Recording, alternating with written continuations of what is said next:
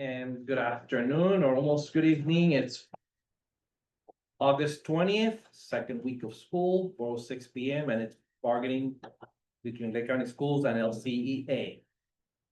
Okay. I'm gonna have Jess gonna provide the agenda and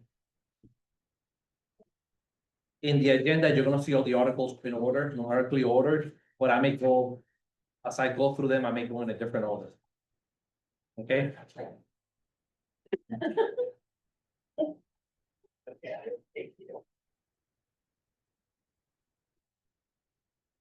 Here, Jess, you wanna give them to 125 also? Here, take. Take all of each.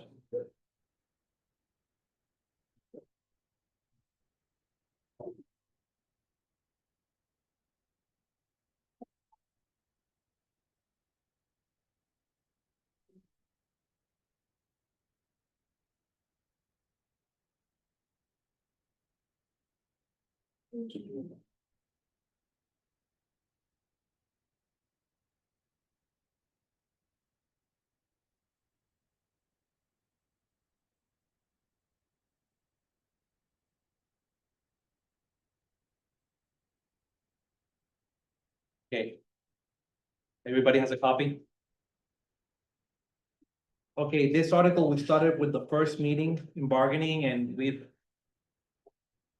gone through repropose, initial proposal, a counter, a repropose, and I'm coming back. I discussed this article, both Article 25, the waiver, and I also discussed the line item in Article 2, Section 8, which refers to Article 25. And with the board attorney. And I also explained to him the rationale that it was presented regarding zipper clause and the bargaining statutes and all that. And it was advised and recommended. And based on his experience dealing with contracts, that we want the waiver. We're declining changing the waiver. That's not going to stop you if you have an issue or you want to rebargain something with us. You still can, we can come to the table. And if it's something that needs to be addressed, whether a statute change or there's something that you do not agree as a bargaining unit, there's always the opportunity that we can come agree, both sides agree and come to the table and rebargain any part of the contract. At that point, we can do an MOU, which is typically and traditionally what happens. So and removing that waiver, as I discussed before, it just opens the door to possible constant bargaining, uncertainty as far as the contract is concerned, because anything can be bargained at any time.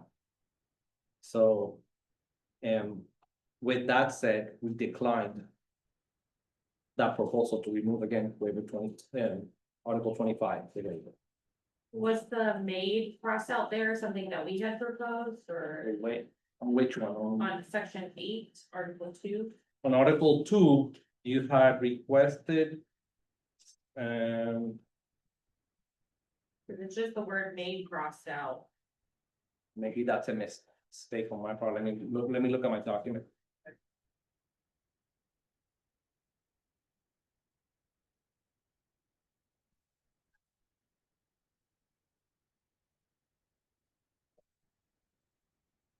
That's a mistake. It should not be crossed out.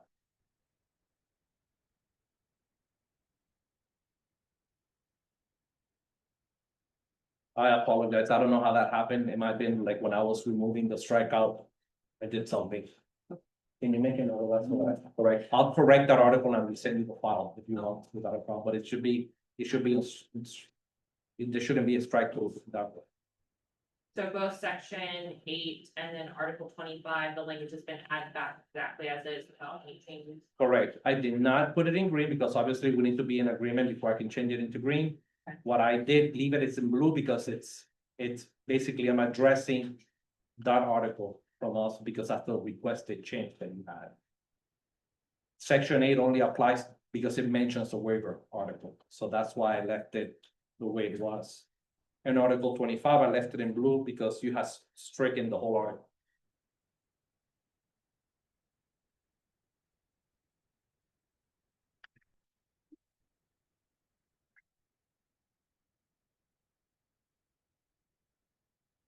Right? We have any other questions or anything about this, we'll back after months. Okay. Okay, the next article, since you have, brought changes to grievance, I'm gonna bring Article 9.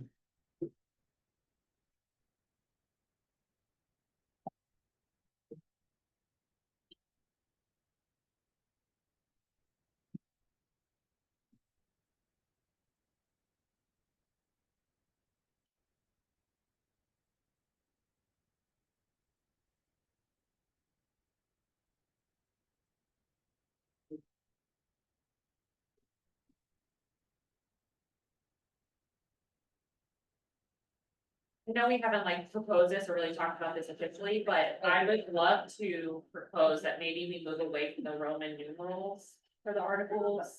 If that's something that y'all are interested in open and discussing, so instead of it saying Article IX, it would say Article 9. So, just throwing that out there for us to work on if both parties agree. You know what, I don't see an issue with that, I just have to go through the whole contract because throughout the contract, it mentions other articles back and forth, so we gotta make sure we don't miss any of the changes. I don't have an issue with that, I'll be honest with you, I don't have an issue. So. And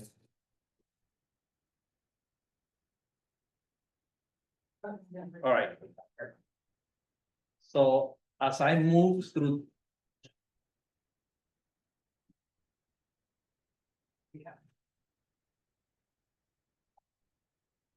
All right, so I made some changes in green for the simple fact that we already had agreed that wherever we saw teacher, it was going to be instructional employee, so I hope you're okay with me. That's an agreement because that's what we had established already from the beginning. So that's the only reason they're green, if not, they would have been blue.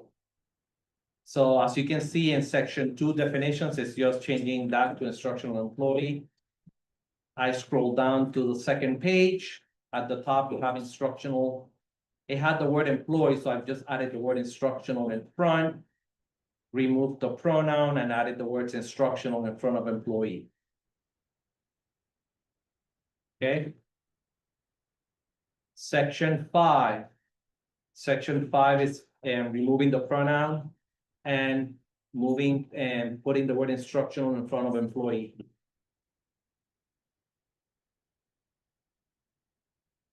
That's on step 1. Step 2. Same thing, removing the pronouns.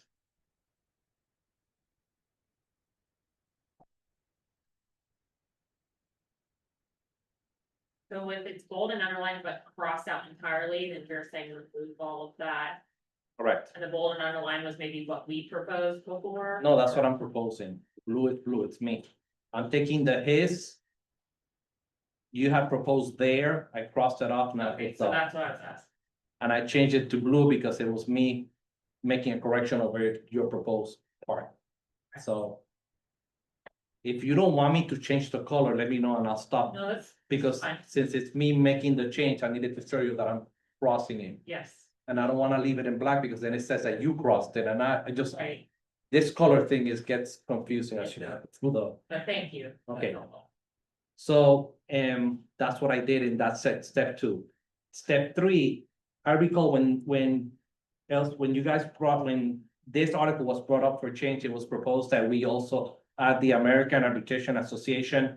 So I did some checking on that and I got advice from the board attorney. American Arbitration Association can be more costly. It typically is. Federal mediation is a federal agency. So they tend to be more neutral versus the American Arbitration Association. So, the board attorney has advised me to keep the federal mediation and conciliation service is typically the service that most districts, the majority use. And it was not, like I started looking at it and doing some research on it. AAA, even though it's a nonprofit, it's private. FMCS primarily handles labor disputes under Labor Managed Relations Act. It can serve in the private sector, excluding railways and railways, but the FMCSS concentrates mostly on the public sector. AAA is mostly abroad. They take care of private sector most of the time. So when it comes to experience, the board attorney was advising that FMCS would be the better service. So we reject adding the AAA, American Arbitration Association, to grievances. And cost between them, I looked at possible cost, and FMCS is more standard cost than AAA. The AAA can be more costly. Page 3 at the top. And you had requested, I left MCS, you have put arbitrary agency because since you had requested to add AAA, you had, I believe, crossed out FMCS, so I re-added it and I left it. And then I did not, and we declined the changes for arbitrations because part of the process that we have with them it's very fair. Having 7 names, we strike 3, the union strikes 3, we left with 1. It's what works. Furthermore, I started doing research on when was the last time we went to arbitration? And I wanted to ask you, do you know? So, I will share with you the same things I've been telling our members in our organization and our folks here know that our union has been dusty for a long time. And so we're still brushing off the dust. So I would, to answer your question, I would agree with you that it has not been done well. It hasn't. So in the last few years, everything that has come because of a grievance has always been resolved within the first few steps. The closest one that came close to possibly going to the FMCS was with Stuart Clapp, but he dropped it at the last minute. We resolved it, and it was an issue with the contract. And what he resigned it, and it was something that was, I think, 4 years ago. So, and before then, there hasn't been any for years. Right. So our stance is that why we want to change language in grievances when we typically has never had an issue that I can validate, okay, we need to do this, we need to change this, or agree with any language that you propose. So part of my rationale, I didn't understand the need to change this language when we haven't had any issues with the current language. Yeah, so I'll just kind of reiterate what we've said before, is a lot of the changes that we're proposing is to modernize our contract and create the contract that we want to see. It's not necessarily because we've had an issue. So I will get with my team and I'll get with Angela as well as our legal department to make sure that the language that we're bringing forward is supported by, you know, the rationale that we put forth so far, and we'll come to a consensus on that. Okay. That's well, where it's coming from. It's modernizing our contract. Okay, in this case, that's the only, like, I was trying to find research. I looked at historicals of grievances for our district and what has been logged. And for the first several years, I couldn't pick anything that would, like, even regarding monetary awards, I will have to go dig through files and start reading to see what has transpired when it comes to that. And so it was quite difficult for me to say, okay, this sounds reasonable or not, versus me basing it on, like you said, modern, like I wanted to have an actual reason as to, okay, this might be the reason for this. And if we need to bring forward, which we've done in the past, comparable contracts or other contracts that we either touch or have the same student population size, we will, and where the language is going. Because we don't propose language out of a void, it's always based off of what other districts are doing. I would say this. We are Lake, so we're not other districts. So I tend to be unique when it comes to that. I personally like to stay as Lake and not be a mirror copy of some other district. Of course, we don't want to be a mirror copy, but we want to be better, right? We want to be competitive, and if we want to be consistent with other districts surrounding us around the same student population size, gotta keep up with the work that they're doing, if not do better. Okay. Well, that was my rationale there. That's why it's in section in that part of the top of the page. I believe what we have in place for choosing arbitrators is correct with FMCS. And same applies for the other lodging. I like, it's hard for me to put language like that without having more information. Section 6 is just adding the word instructional as we discussed in front of employee. I kept it green because I figured that would be okay and agreeable. And as we go through the all the numbers parts in section 6, if I go to section 5, removing pronouns, adding the word instructional again.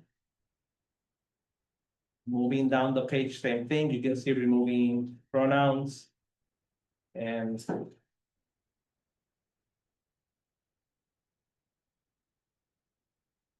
page 5, at the top, adding the word arbitrator, removing pronoun, adding instructional. When we get to section 7, that section, what I proposed was I strike through the whole section and rewrote it with the purpose of removing the pronouns. So I want you to look at it and see whether you agree or not. That was the only reason for the rewrite.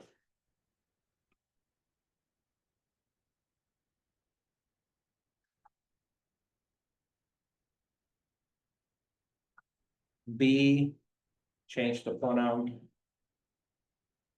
Section 8, nothing there, instructional employee. Same thing, as you go through the grievance article, it's basically adding the word instructional or removing the word.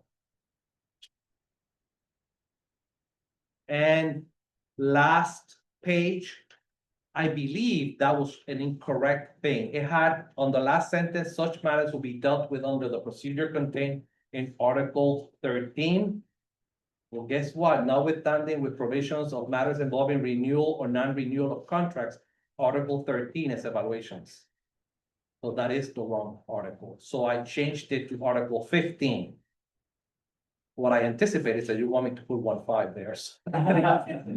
So I'll make the change for next time, but just know that that's the reason for that. I picked up as I was reading, I'm like, Article 13, that's teacher evaluations. I believe whenever this contract got ratified last time, it was not picked up when the last open book, so I changed it to the correct Article 15. Article 15 is, give you the title since we haven't touched the article, is all instructional contract teachers, and talks about contracts.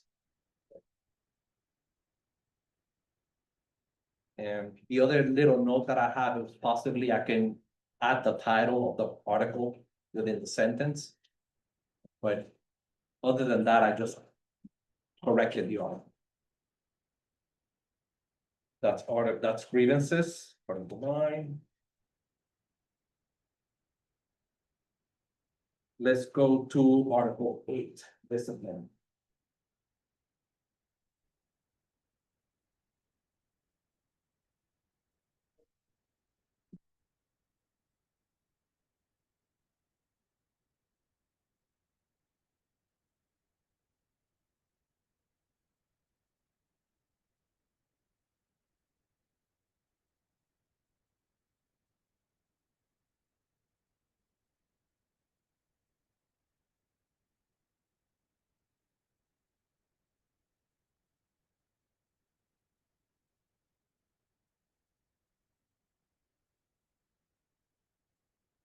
As we go through Article 8, I have Mr. Myers here again today as a visitor for the purposes of this article. And grievances also, but we didn't touch anything grievances. So as we discuss this one, I started with the top, Article 8. I'll make a note also to change the 8 to a number, but I added the word instructional to the title of the article. And then as we go through the articles, just cause section 2, superintendent authority. I believe we had moved that over. I think this is the article that we moved association representation and the superintendent authority to the top. So that language, I believe we had agreed on, which is the instructional employee and association representation, then probations, then comes now what's section 4 and 5, which is discipline process. And we reject the last sentence, discipline must be issued from only the employee's administrator. The reason for that, I would say, it can potentially be a case that Mr. Myers or myself, I have to issue the discipline, or we have to assign an administrator to that site. So there could be scenarios that it will be an administrator, but it potentially could not be the one that's permanent at that site. If something happens at a site that is, we have an administrator at that site supervising and discipline must occur, obviously, the current principal will be notified, but also the main reason is there are times that employee relations is involved in discipline. And we are the other administrators of the district.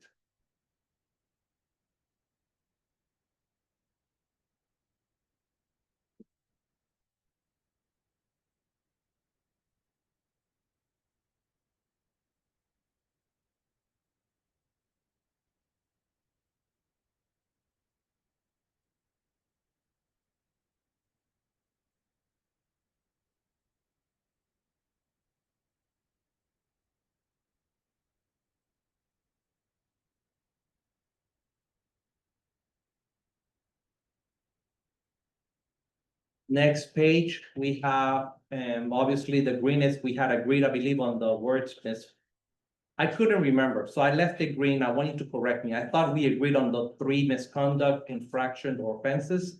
Did we agree on that last time?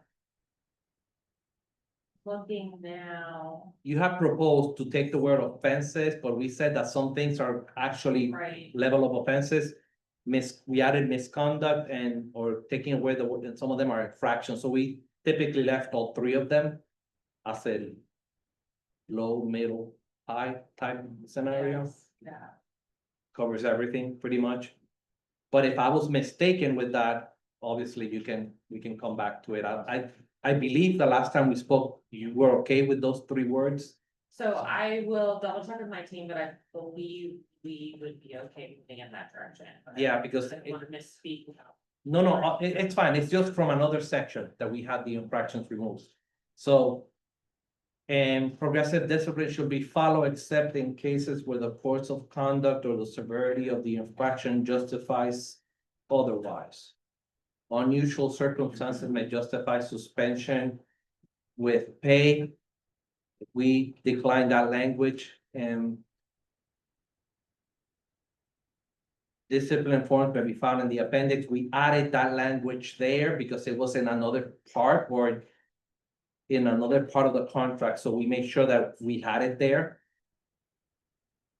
You had added the language of putting the steps up front. I don't think we need to put the steps up front because they're already numbered step 1 of progressive discipline, which is A. Then comes to B, step 2. So it looks like it's repetitive. Last time we spoke on step 1, you wanted to add the word a confidential in-person meeting. We had discussed that. I'm coming back with it, agreeing to it. So that's why I marked it green. Did you recall that? So we're accepting that. We are rejecting the line of clearly communicated as a counseling session because if you look at number 5 under step 1, it has been confirmed in writing using the counseling form. I think that is very clearly communicated if it's in writing. So I thought it was repetitive to have it. Because we're adding that, we're requesting to add that line in the contract. And if you continue on to the next page. We added, and we accept the instructional, the counseling form.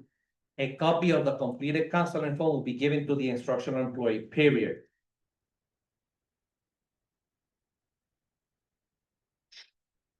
We don't put the counseling form in the personal file, so therefore it's not permanently removed from the employees, it's never in the employee's file. So that's why we rejected that language because part of that contract, we don't put counseling forms in the personnel file. Step 2, verbal reprimand. And we put the word instructional. You crossed out the employee will be entitled to union representation. We agreed on that because we moved union representation to the top of the article. I believe we agreed on that, so therefore I accept the change. And a verbal reprimand, we just changed the reprimand to a capital R there. That was the only change I did there. And number 3, instructional, remove the pronoun. And the verbal reprimand form, a copy of the completed verbal reprimand form will be given to the instructional employee. Now, verbal reprimands are part of the, at that point, they become part of the personnel file. So verbal Verbal, is not, but written is, no, counsel is not so verbal reprimand is part of the file. correct. I believe verbal reprimands are in the personnel file, correct? But doesn't it say after a year on that document? If they haven't had any other discipline within a year, then you can't use that to build upon, you know. But it progressive still discipline. remains But in, it's, yes, it still remains, but it's not used against the employee for, you know, lack of a better word, for future offenses. There is a sentence, Elizabeth, that says, if no additional disciplinary action is taken during the 12 months that follow the issuing of the verbal reprimand, the current administrator and the instructional employee will sign off the verbal reprimand form to know that no additional disciplinary action was taken and will not be the basis of any further progressive discipline. so does it say anywhere in the contract what, like, level at point the item ends up in the personnel file? Like, does it say counseling will be not added to the file, but the verbal will be added to the file? Like, is there any clarity of that in our contract language? Yeah, I think it, maybe on the form. In the counseling form, I believe it says, I'd have to look at it to be sure, but I believe I'm in counseling form that you guys have helped create. It says that it's not, that it's not to be placed in the personnel file. Not positive, gotta check that. We'll check that, Elizabeth, we'll Okay. give it back to you.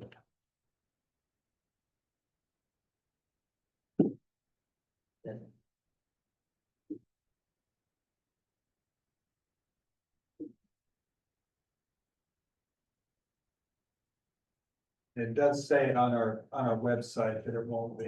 Yeah, on our And it says procedures. it on the form itself. So what administrators see when they go to do progressive discipline? Okay. Yes. Well, that answers that question.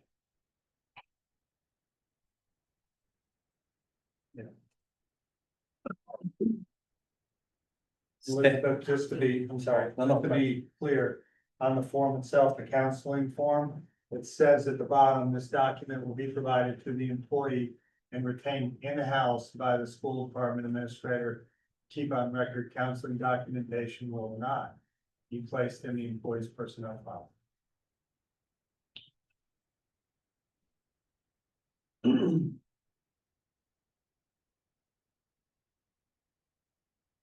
Thank you for that. Step 3, reprimand, same line that you had stricken through, we agreed. We changed the word supervisor to administrator. We agreed to that change. And instructional, and I think we capitalized the word form because to keep the same and be consistent with our form names, capitalized. And and the instructional, we accept the main impact, the annual performance evaluation. Before you go on that page, I have a question. Yeah, On C, the first sentence, C step 3 of that page, it Yeah. says written reprimand. This action is utilized when prior counseling sessions and or the oral reprimand. Should that say verbal reprimand? ooh, that's a good, Good change. okay. Write that on that, please.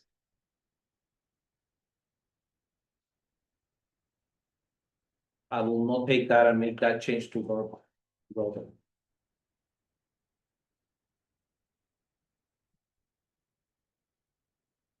And I've read this like 10 times or more. I look at it every day and I always see them.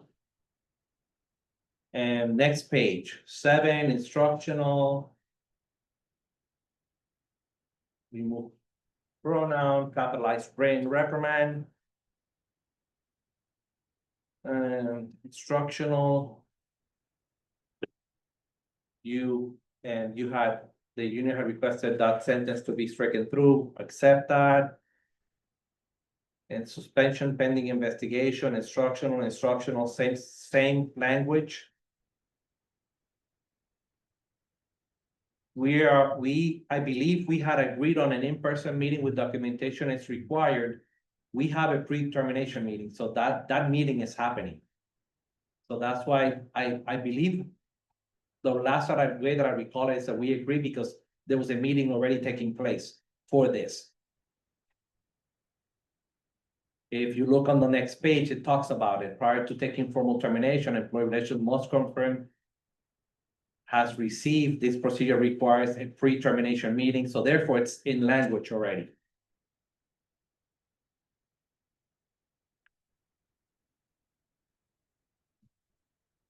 And we declined the number 6, all attempts for remediation have been exhausted.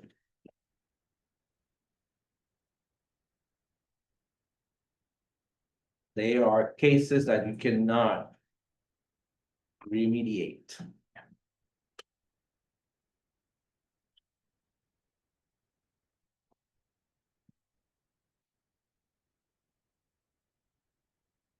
Then I'm on page 5.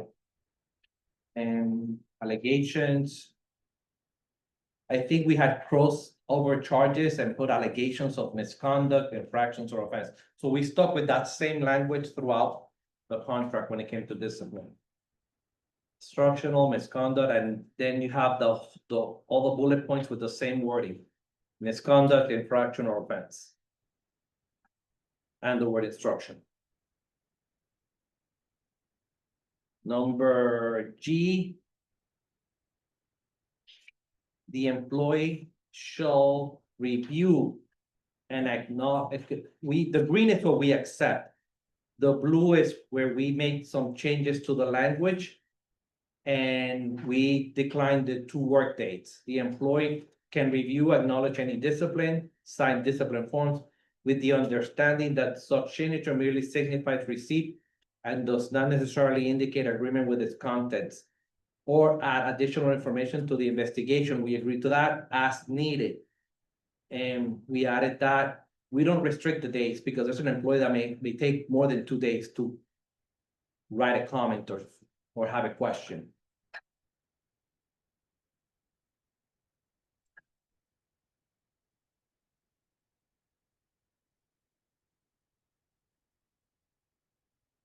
The formatting, grammatical, my English person pointed out, so we'll bring it back with that. That's fine.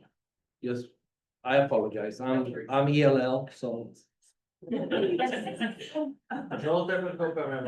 I was exited out of the program, but I need monitoring.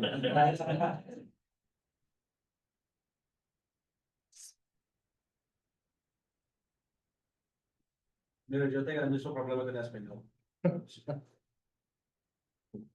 I'm on G on the top of one page. You want me to keep going? We good? And the green is why I accepted in that language that was written there. It's just, we cross out the 2 work days because we don't limit an employee from. And we don't give them a time to sign the document, correct, Mr. Myers? We let them, we provide it to them. We ask us if they don't, we just move forward. And if they have questions, we can always meet with the employee again. Number 6. There was a lot of discussion on this one. You can tell Angela that I memorized statute 1012.31. And we can go and discuss it further, but right now I accept the language. I agreed to removing the by a parent or student or other person because we're just accepting a complaint or allegation. Okay. And we towards the first paragraph at the bottom, will follow Article 8, Section 5 instead of section 2, because that's where the discipline process is now. Okay? Now, that language, the way that it's written in that first paragraph, I make changes or decline changes based on language from statute. From 1012.31. So when an instructional employee is placed under investigation, the instructional employee will be given a written statement of the alleged allegations. That's what we do right now. An investigation shall be considered active as long as it's continuing with a reasonable good faith anticipation that an administrative finding will be made in the foreseeable future. That sentence comes right from the state statute. If the allegations came from the anonymous tip line, a statement of the message will be given to the instructional employee. We accept that language because we have that on board policy already. Once the investigation is closed and complete, an investigation should be presumed to be inactive if no findings relating to the probable cause is made within 60 days after the complaint or allegation is made. Again, that is language from the statute. So if we're gonna put days and all that, it will be, I'm following statute. And we decline the other pieces. Because when you look at the times and days, work 15 working days, 30 working days. That's why I define when an investigation is active or inactive. Then if I were to read each sentence, no action against the employee should be taken on the basis of a complaint unless the matter is first reported to the employee in writing by administration within 10 days of the complaint. We decline that because we have to follow, depending what the complaint is, we have to follow investigation protocols to find, to see if it's something that needs discipline or not. So if we pass 10 days, but it's a legitimate complaint, with that language, I cannot do discipline. If it's something that is an offense, that's something that I'm bound to take action, I can't with that language. No disciplinary action shall be taken against an employee based solely on anonymous complaints. Well, anonymous complaints can sometimes be offenses that need to be addressed. The length of the investigations vary by case. That's why I put the language of the statute that says when an investigation is active or inactive. That's the only reason I decline. I'm just following the state statute when it comes to that portion of it. The last sentence, or let's use instructional employee.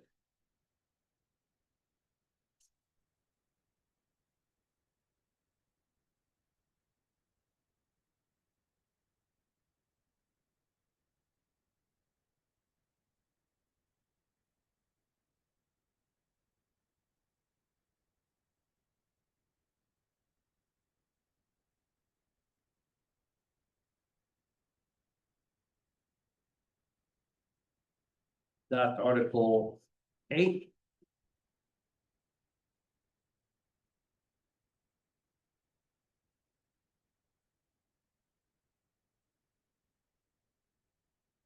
I'm gonna go with Article 4.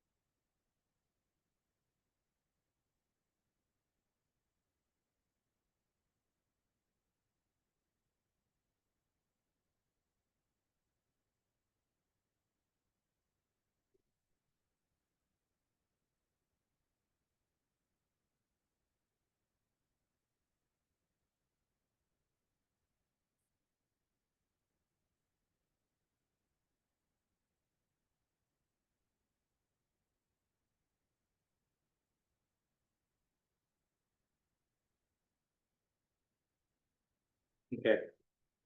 Article 4, and all the green, we accept at the beginning.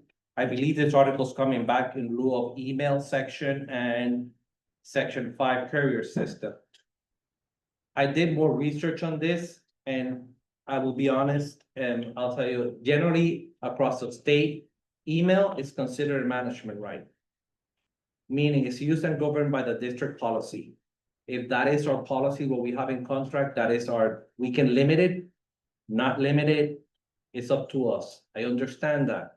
I looked at other countries, like for example, Miami-Dade County Public Schools. They specifically state in their policy that the use of district technology, including email system, is subject to responsible use guidelines. And they control it. And that's intended for educational mission objectives, so. There are districts that you're correct, there's some districts that allow the email use. But a lot of them have restrictions. I've seen some that if you violate the restriction, they have contract language that say will be suspended for 45 days or more days. And I believe Lee County was one of them that I looked at, so. As you go through this, I also consulted with the board attorney, what's the stance on this, and he goes, no, that is the management right, and. What we have is consistent with what typically a district will allow for the union, the bargaining union to use. In their email system. So we reject that, crossing that out, and the same thing for the courier system. So can I ask some questions about those? Yep. So. Are there policies in place or ways that y'all are monitoring what gets into the schools? Because, I mean, the first day of school, I got messages from teachers that got flyers in their mailboxes. That was delivered to the school for all kinds of solicitations, including housing, like wanting to buy houses and housing development, products, or all kinds of things. That So- should be monitored, yeah, that shouldn't be happening. I know for the electronic side of the house, IT's always blocking. Domains and things, but that's constantly ever changing. Companies hire. You know, the way they hire IT companies to submit and send flyers, they look at the domain that's registered for that particular district per se, or company, and a computer starts writing a script for every possible name. And they'll start sending emails. We can try preventing all that, but it's constantly changing every single day. Right. So as for the mailings. Honestly, I will have to find out from district what what else is happening to block that type of mail from coming in. So, So we've already established it's happening, we've already established outside entities are doing it. We are the bargaining unit for an educational entity for the employees of our instructional unit. We are constantly supporting our instructional employees and make sure their well-being and the quality of work that they're doing at their schools is of the highest nature. So I guess I'm just confused at what's management's concern? Like, what is the fear? Why are we not allowed to communicate to the instructional employees? And why is there this limit on us and what we can say? we're not limiting what you can say. The same, I can I say mean, the here, language explicitly says that we cannot use it for certain things. correct, it's for exactly the explicit what it says there. So it's restricted for language, contract verification, election voting results, meeting information. That's it. So why are we limited more so than these outside entities? When we have the best interest of our employees and our students, the same interest as the district. So why is there this fear of limiting our speech? It's not fear. My question is, if I'm a teacher and I'm paying a service, why are you not communicating with me personally on my personal email? We're doing all of it. We're gonna communicate and try to help them in any way we can, but as you know, you receive hundreds of emails a day, lots of communication a day. Our teachers are completely bombarded with the work that they do every day. And we know how easy it is for things to get lost in that. And so we're trying to do whatever we can to support them and get them information. I mean, I had a teacher email me 2 days ago about insurance changes and saying that she missed the open enrollment. And this was an email that I sent, why? So, I mean, they're Okay, that- missing stuff. But that there is, I find that. I'm sorry, and it sounds horrible, but I find that inexcusable because we sent multiple. I put them all in a folder and I think I have over 10 emails. Reminding me. Do your. Health insurance election. Right, but this was an email that I was allowed to send, right, that I communicated, is this about insurance benefits for everybody, and they still didn't see it until July. So the point that I'm making is, we wanna communicate and support everyone as much as possible, so why is there this limit on us to communicate when outside entities are allowed to communicate? What is the fear of? They're us not having- allowed. We block them constantly. They find ways. They find ways, and that's something that we need to work on. So again, what is the concern of us being able to communicate to our bargaining unit? To solicit enrollment, So why is there a fear of that? you should use your own communication for that, not our district either. But there are outside entities that are doing that. I understand, but I And we can, have the same interest of the district.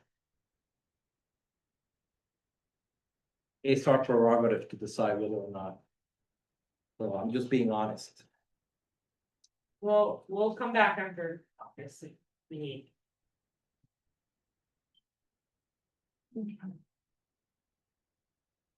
Conduct, I believe we agreed on that language. It was just a rewrite of that paragraph, section 6. Section 7. And no such materials relating to work performance, discipline, suspension, or that may be placed in the personal file unless they have been reduced to writing within 45 days. Exclusive of summer vacation period. That language is straight from statute.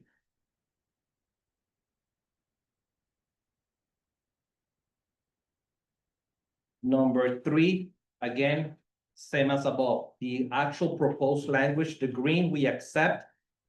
And the blue is basically a rewrite to affirm what 1012.31 states. So that language, it was very evident that you wanted days and restrictions and all that based on that language, so I just used 1012.31 language and fit it into the contract. So if I can read it all, but it's basically all that comes from 1012.31.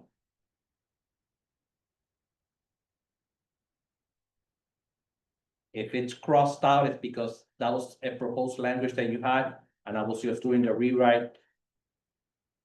And based on language. And section B towards the bottom of the page.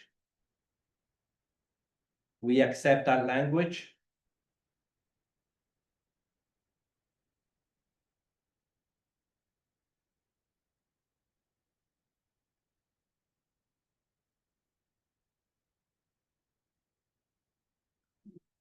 C. You propose the teacher may purchase a copy of any document in personal file. And I put an instructional employee may file a public records request for any document containing instructional on personal file. The fees are prescribed by statute. I'm gonna give you an example of what I'm running, so you have one, because I have one that actually came through our office. We have an employee that requested their personal file. Personal file was 150 pages. It was free. We immediately emailed it to the person, they got it. Now they're requesting a paper mailed copy. That's cost. So that's why the part of may purchase, it's not about purchasing. We try to give them what they want for free. But it becomes an issue when we have to print it. Then we have to redact the paper, then we have to put it in an envelope, charge them postage and mail it. So just be aware that that's the reason for the fees. That's the only reason I say that. This particular case, it cost almost $19 to mail that package. Unless the employee decides to come and pick it up, it will be a little bit less without postage.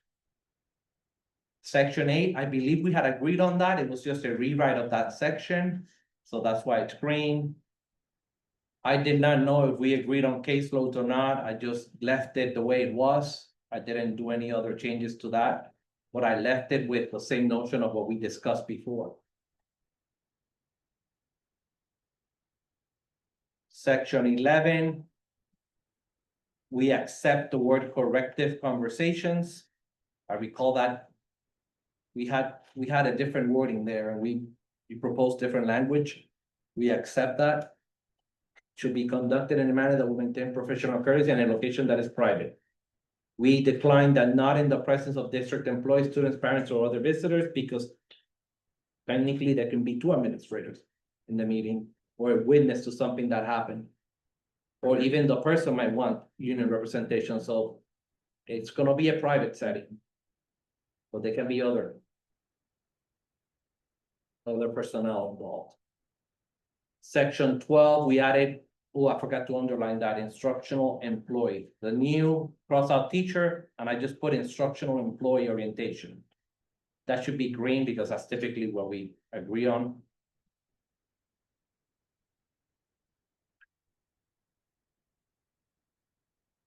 Thirteen. Association worksites visits. Association representative may have access to district worksites and instructional employees during the instructional hours with principal director approval. Such visits will not interfere with their duties or responsibilities of worksite personnel. Association will only have access to instructional employees during duty-free time. That's added portion of the contract with principal and director approval. I don't have an issue with the language. It's just as long as it has that added language there. Number 14, worksite representation. You added the first sentence said the association must be given an opportunity at the conclusion of each faculty meeting, and we declined that, and that's district contract time is with the employee, and that's for the administrators to use for meetings, provide information. It's hard enough as it is for them to provide everything they have to during that time. Then the second paragraph you had with prior notice, we accept an approval from the principal that we accept it to director. Association members may hold meetings before and after regular duty hours or after student contract day, non-contract time following article 4, section 1, contract language. Assigned instructional employee duties take priority over such meetings. Such meetings will not interfere with the duties or responsibilities of the worksite personnel. So we accepted the green language, we added the blue language. Last portion. We declined that language. The communication with the administration and use the worksite interfere with duties. Have the right to communicate with the administration and with members of each worksite as long as it does not interfere with the duties. The association announcement may use the building communication systems, and we declined that. And the principal will receive power. We declined that language, and then we accept the bottom. The principal director may, upon request, meet with the association representatives to collaborate and discuss topics of interest at a mutually agreeable time. And I don't put at least, I declined at least once a month, because typically it could be something that you're working with the principal, it could be more than once a month, or it could be something that it all depends on the availability. So I will let you, the union representative, communicate with the principal and decide on a time. That should happen, so we agree with it. It's just mandating it once a month, a little bit too much based on schedules.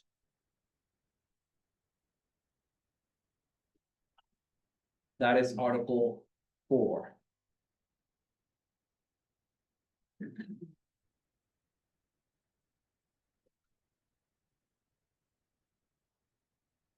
So I have a question on Okay, section 14. 14. Yes, The the green section there, not the struck out blue section, but it says. With prior notice and approval from the principal director, association members may hold meetings before or after regular duty hours or after the student contract day. And then the blue has been added, correct? The non-contract time. non-contract time, meaning because So- if it's a Wednesday and they're planning, they're supposed to be planning. Could be a meeting, there could be, so it has to be after contract time. So. So then it wouldn't be after student time. It would be after contract. Well, I want it to be, just be clear.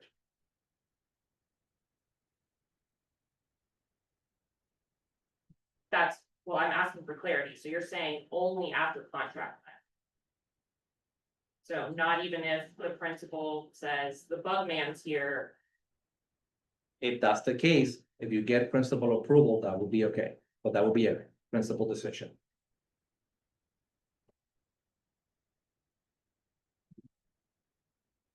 But let's be fair, if the Bugman's here, who are you gonna be meeting with? okay, I have another question about that, so. I will need to confirm with my team and go back and look at the language on the use of facilities. But with this language, with approval, does that mean? A principal could deny representation and deny us. Having the ability to have a meeting with our employees? Because if it's after contract. then- It's after contract time, it's not, it's. But it says with the prior principal, so it's after contract time, but the principal could say, you're still, no, you're not allowed to come on campus and have a meeting. Because there might be a scheduled event already. There could be other reasons as to why not being approved. If you want a facility use, you still have to get approval for facility use. So if the principal has an event at the school, it might interfere with something, so that's the only reason it's there. Well, then that would be, that's already dealt with in section 1 then, so that doesn't need to be in that section. Then. Correct. This is all new language, this language was not in the contract.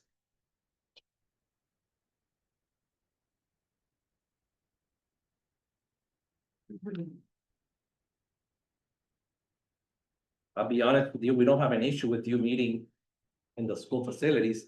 I still didn't understand the need to add the contract. If you want to meet, you can call the school, set up a meeting, and you can potentially meet after contract time, there's no issue. Unless there's something going on at school.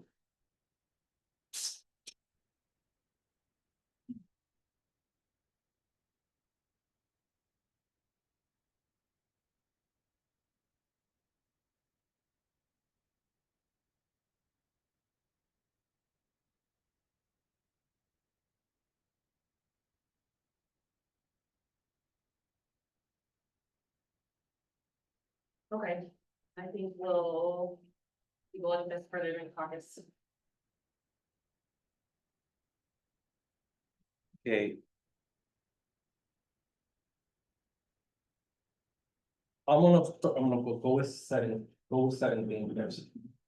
I'm gonna leave compensation.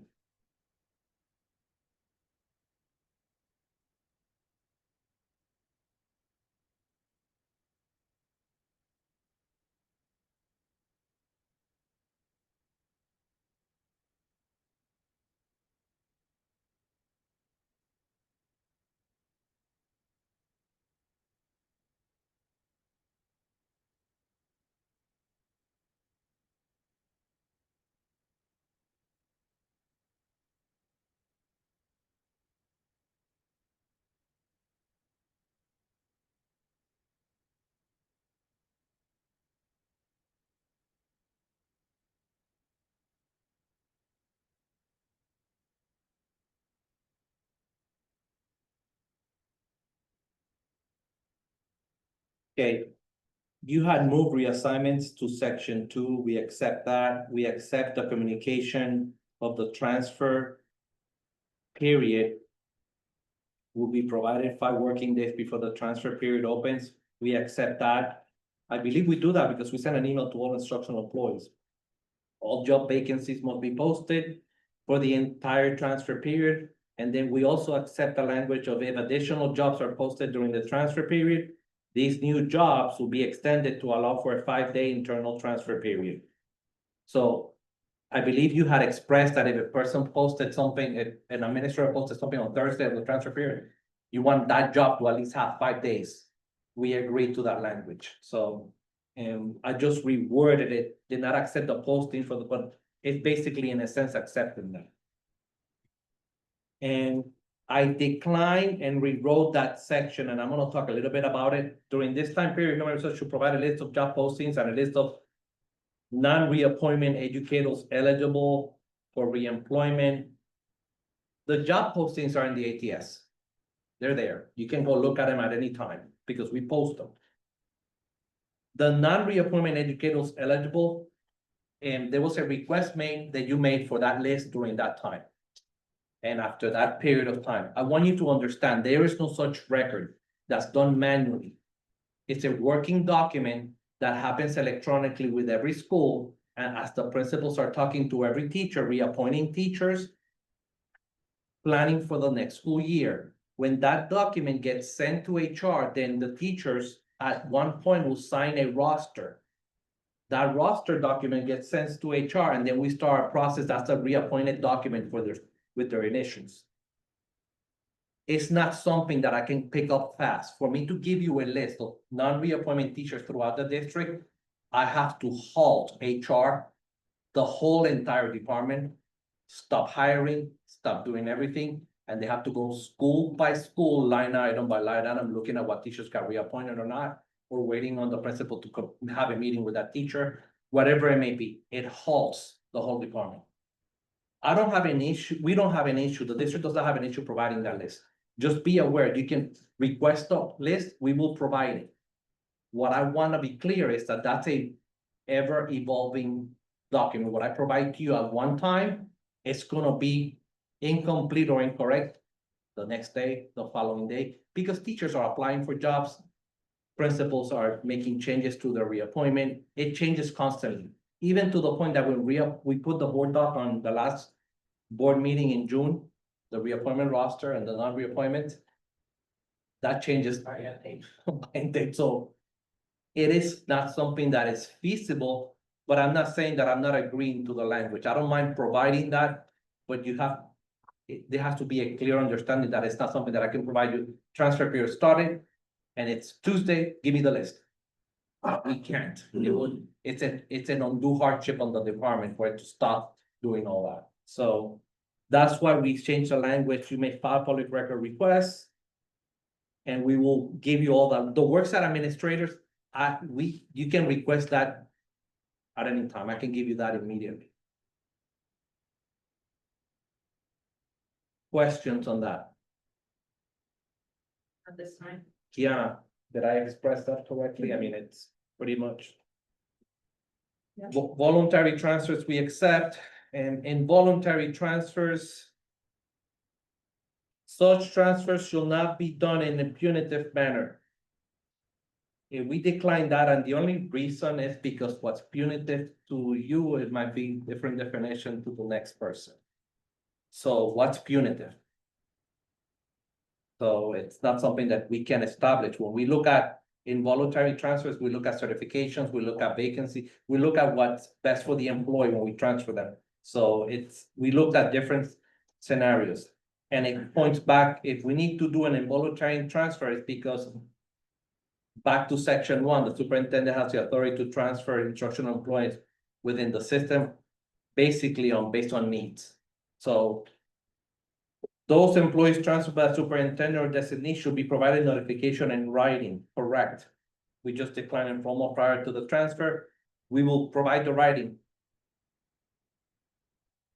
We accept that, and we decline. Administrator will identify and notify employees for involuntary transfer. Human resources will develop a district-wide involuntary transfer list and vacancy list. A list of vacancies will be provided to the affected employees. A period of time will be designated for affected employees to interview. And that puts a halt on filling in the vacancies. it creates another layer of work for HR and administrators while we're trying to fill in the positions that we have a vacancy for. So the vacancies are managed through the ATS. So if an employee gets transferred and they typically apply, I wanted to also add, when we placements historically, when we move a teacher from a site, because we have to do, as it says, an involuntary transfer, typically, historically, between 30 and 50% stay where we place them. The rest change, look for another job, go to another site, or resign altogether. So when we look at the data for last school year, for this year that just passed, out of all the teachers that we had to place, 50% are staying with the replacement by request. And then the other 50, we have a number of those that even though they requested a particular school, we placed them there and they still decided to resign or look for another job. So it's very hard when it comes to setting up these type of guidelines, and still people don't stay in those positions.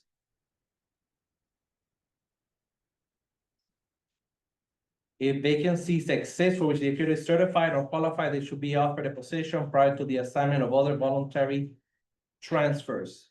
And well, we've done the involuntary placement, so it just, that whole section does not. It puts a high burden on HR and on the schools to put a stop before we can fill positions to go through a list. And certifications are always looked. That's what our team does when we're doing placements, so that's never. We added the word certifications there on the next paragraph because we wanted to make sure that when we mean qualifications, some people misunderstand that, so when we consider moving a teacher, we always look at where they live, qualifications, certifications, performance evaluations, as they relate to the needs of the position. Reassignments is just moved. That's just, we moved it there. Except vacancies. Reduction in force. And we changed the word must to shall be provided written notice. If we have to do a reduction in force, again, the superintendent has that power, and if we have to do a reduction in force, delaying it, it can potentially there's a reason for the reduction in force. So delaying can potentially do an extra added layer of cost.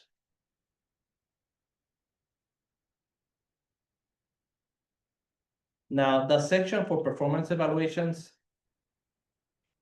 I rewrote that section a little bit because I wanted to make sure we looked at the 3-year average without the word senior in it. So performance evaluation will be based on a higher of the most recent evaluation. If performance evaluations are equal, the lowest, most recent 3-year average performance evaluation is laid off. So we're still basing the layoff on evaluations and not seniority because of statute. We declined removing the word solely, and I had a question there. Was it the reason for that change for a grammatical reason, syntax or something? Because I was looking at that sentence and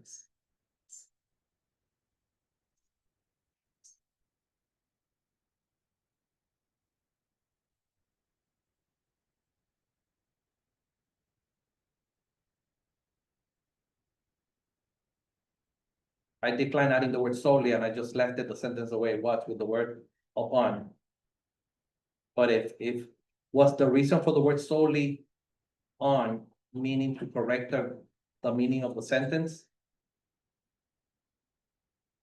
Well, we would have to look at it, but I think the reason we did that is we were looking at statute at the time, and that word was there, I- so. And that's what I think too. That's And what I thought. I didn't mark it green or not because I wanted to ask the question. Yeah. It might be That because seniority can be a component, but not solely. not solely, so then Yes. we'll look at that one. It might be that we might accept the solely, it's just I had a little asterisk as far as I know for that. It's just, I know that statute 1012.335 says something that it cannot be based solely on seniority, and you might be right, I just wanted to make sure that that's what. That, I believe that's why we added that, because we were using the word seniority previously. We Okay, so didn't then, want to have any confusion. so that's my reason I removed the word senior from the top, because I left it on a 3-year average, and then I'll go back to the solely then. Reassignments, that was because it was moved, so that's why it's all crossed, we agreed to that. Redistribution, I crossed out teachers and put. And cross out the word educator and instructional employees. Moving on.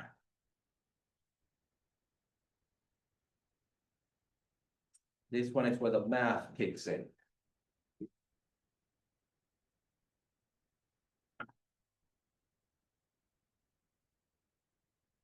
If the redistribution occurs within 30 days of the transfer period, all affected employees need to receive a written notice of reappointment prior to redistribution.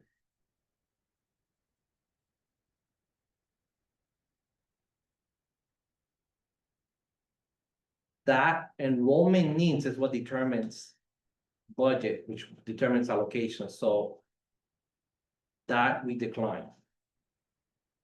Section 6. Recall and reduction in force. And I had it, in looking at this language. Here's my question, if we do a reduction in force.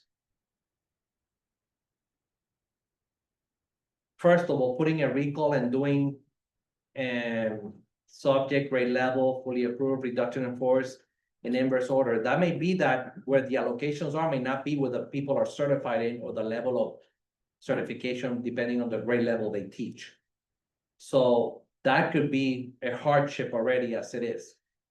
Second, if we establish a recall, it might be that where the openings and the new allocations are, it's not where the person might be the best fit. So when we let the principal hire, we want the principal to hire what will be the best candidate for the job under school.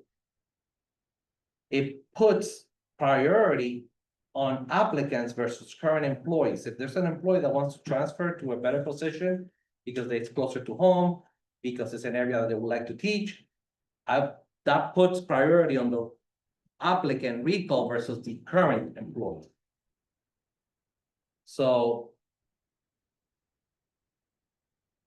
we leave the principal, we want the principal to retain the right to hire the best candidate, so that's part of the reason for declining that language. School relocation. We declined that language, but this one I did the math. When I read this, you said we'll provide 2 contracted non-student work days. I don't have enough subs to be able to even try that. So how would I give 2 non-student work days to a teacher and cover the classes while they pack? It will have to be potentially towards the end of the school after their contract is over, to start moving things. So then I started doing the other 2 additional paid days to pack prior to the move, and 2 paid days to unpack post-move. Well, we moved 2 schools. That would have cost me, not me, the district. Beverly Shores would have cost to pay that 4 days would have been $70,000. Furlong Park would have been $73,000. That's what the stat that was currently there in May. Both together, that would have been $143,000. We already provide the district boxes and tape. That was an extra $13,000. And then we paid a company to come move the school, which was another $93,000. And I will be honest.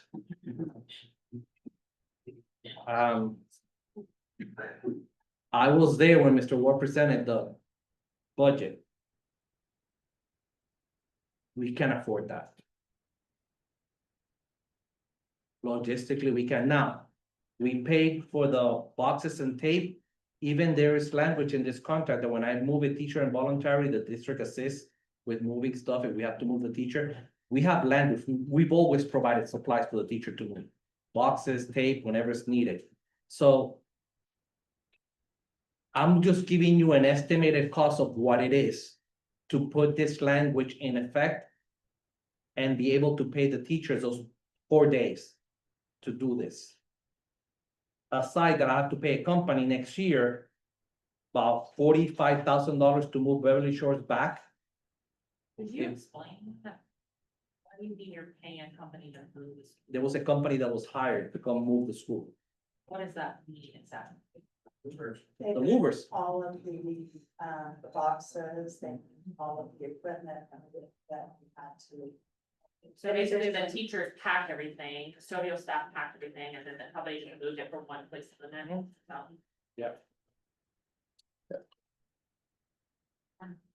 So I appreciate you sharing those numbers, because I think that's something that our office will definitely want to talk about. But I think the reason this language is being proposed is because teachers were packing up while they were supervising students, or they're volunteering their own time to do this work. So I guess my question is, does the district want teachers to pack while they're supervising students, or to volunteer their own time to pack their classroom?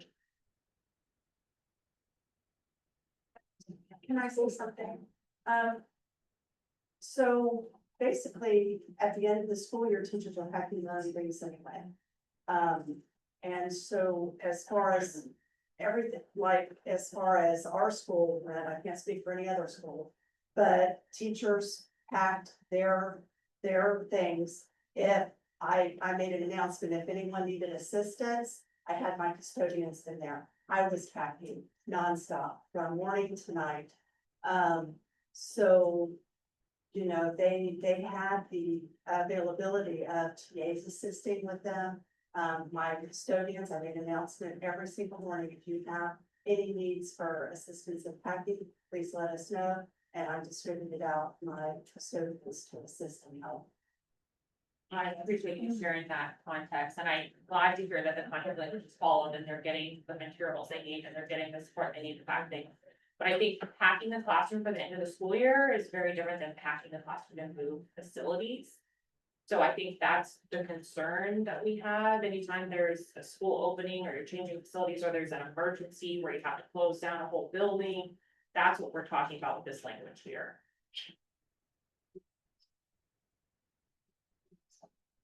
Adding 4 days of pay, not feasible. Excuse me. Yes. Packing your own personal things, not packing desks and supplies of students that are part of our classrooms, right?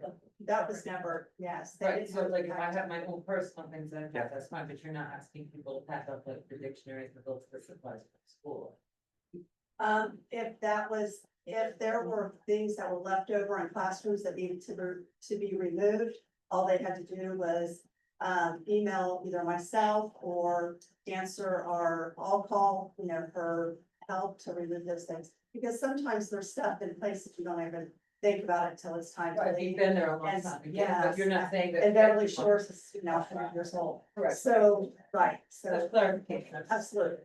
So if it was like a class set books that was in the back of your storage closet, It had to be packed up, but not that the teacher had to do it. All they had to do was just let me know it was there, so I could get a custodian or someone to assist with that. is that true of Fruitland Park? Just know how they. It should have followed the same procedures. I mean, I can't speak for them because they're not here, but it's, So were there district procedures on how to move schools? not that I've seen myself in writing. Who did the unpacking of all that curriculum material? At The curriculum material, Yeah, administration and my coaches, all through the summer. I paid my people throughout the summer. I used, Title I funds. A lot of trash. We had 8 commercial size, dumpsters. That cost money to people. I would just like to request when we move back, we please get some bigger boxes. That was an issue, I mean, Yeah. it's not contract language, that was an issue, that there were things that did in their boxes and people had to move their own stuff. Or stuff that was not, that was. It's a little thing, but you know. Yeah, but there's also things that at least I heard of things that they were moving that were not. They didn't belong to the school that the teachers have brought, Right, oh, yeah. Yeah. so, and they needed the assistance, so we moved everything. Alright, Right. thank you for that clarification. Oh, we have a question about section 6. Well, yeah, just some clarification, because you shared about concerns of, you know, people will recall on the reduction in force, about certification and that type of thing, and so, the goal of this was not that the schools could not get the people who are qualified, because obviously, if you have an opening in CTE in a high school and you have a primary elementary teacher is probably not gonna go in there. Would you be open to us looking at, adding the idea of the qualified certification to this process? Because we would have a list of who was produced, and then that certification would be part of it. And I know that I've seen this in other districts, and I know that usually the list will have their certifications, and there is a time frame for the response from the person. So it's not like we want to put a halt to the hiring process, because we need to get teachers in the classrooms as fast as possible. So there's usually a limited amount of time in the procedure in the process for that person to respond. And Honestly, we can revisit the language, yes. we could. I do know that there's districts that have it, there's some that don't. But And certification is a big part, and certification and need, it all depends. When there's a recall, it's because you have done a big, massive reduction in force. And typically, when you have positions come back, what I've seen is that the comeback or the increase is not in the same area of the reduction. So they don't match together, Right. and that's the problem, so. And then the other portion is, the biggest one is that you're putting priority on non-employed. They're applicants and they're people, and I get that, and they're possibly prior employees with us, but there's. the intent of this language is not to prevent a transfer of an existing employee. The intent of this language was to allow for, rather than getting new applicants from outside of the district, when we might have an applicant that was recently released by the district that would be qualified. It's like almost like a veteran's preference. Most Kind of interview, like that, yes. must interview somebody, it might be something that we can do differently. But not to recall, like. We can talk about it, yes, let's talk about it. Make it more passive. Okay. So I just wanted to share the cost of section 7 because. I looked at it, subs-wise would be even possible to do at least the first portion. Providing group sets of subs that they can cover classes while teachers pack, but I don't have enough subs I can send 7 subs to one school because we even struggle with subs. So, it was language that I needed you to understand that request equals those dollars. So. And that's Article 17. I have. Last article. The last article that I'm bringing today is Article 12.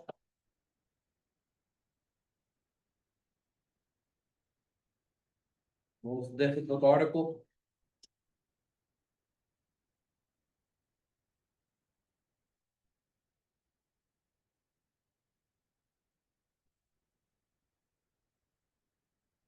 Okay.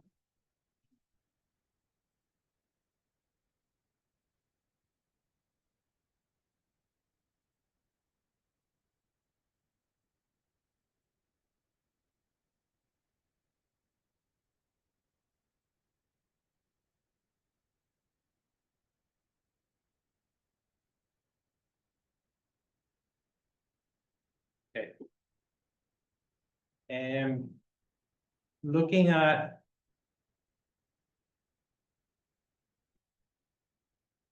I believe you added the language placement at the top in section 1. Correct? That's typically what it is. We agree to that because that's what it is, the placement and salary schedule upon hire. And change educators, instructional employees. We accept the notifications we send out via email to all instructional departments once the salary summary screen is updated. We agree to that. We can notify employees when we update that. And I crossed out some of that language and I added the sentence, the salary summary screen includes both the base annual salary and the total assignment salary values, which are factored based on 196 days, 7.5 hours per day. What I find historically with the salary summary is that teachers do not understand that their base contract is 196. That salary summary cannot be, it's a manual salary summary that has to be calculated. So we always put the base salary of the teacher in it along with their performance pay, with every advanced degree, and every field has an explanation. So if you hover your mouse, it explains to the teacher what that dollar amount means.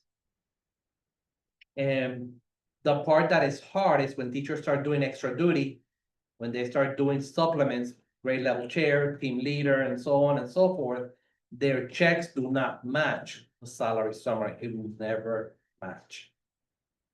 And I know you and I have expressed each other the frustrations of trying to explain to a teacher. And that, but that is our very best attempt of telling them this is your contract, this is your hourly rate. If they take their hourly rate, we've added the hourly rate to it. I believe it has the hourly rate in it. Because teachers can multiply that by 7.5 by 196. If they're in a 199 contract, they can multiply and they can actually get their contracted salary. And it has always been based on the 196. That's the reason for the language there. And we can provide a bit of a summary on that email when we notify them that the salary summary has been updated. And that's something that I can work with our analysts to do, but it's not something that it would match. It changes when somebody goes on leave. It changes, it's different when somebody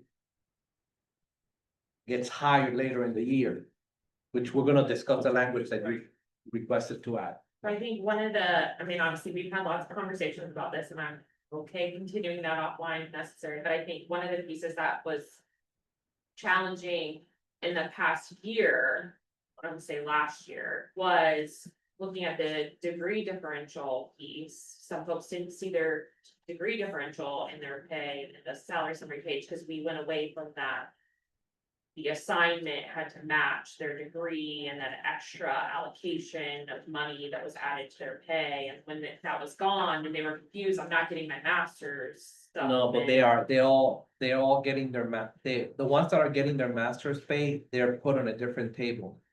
Maybe, and then when they look at the salary summary, if they see the advanced degree number there, that means they're getting it.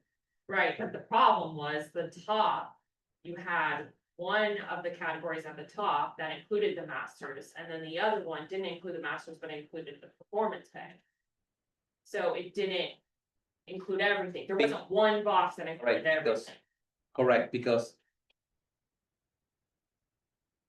we can have this Yeah. conversation later. It's just, I know one of them is base, the Yeah. other one's total assignment.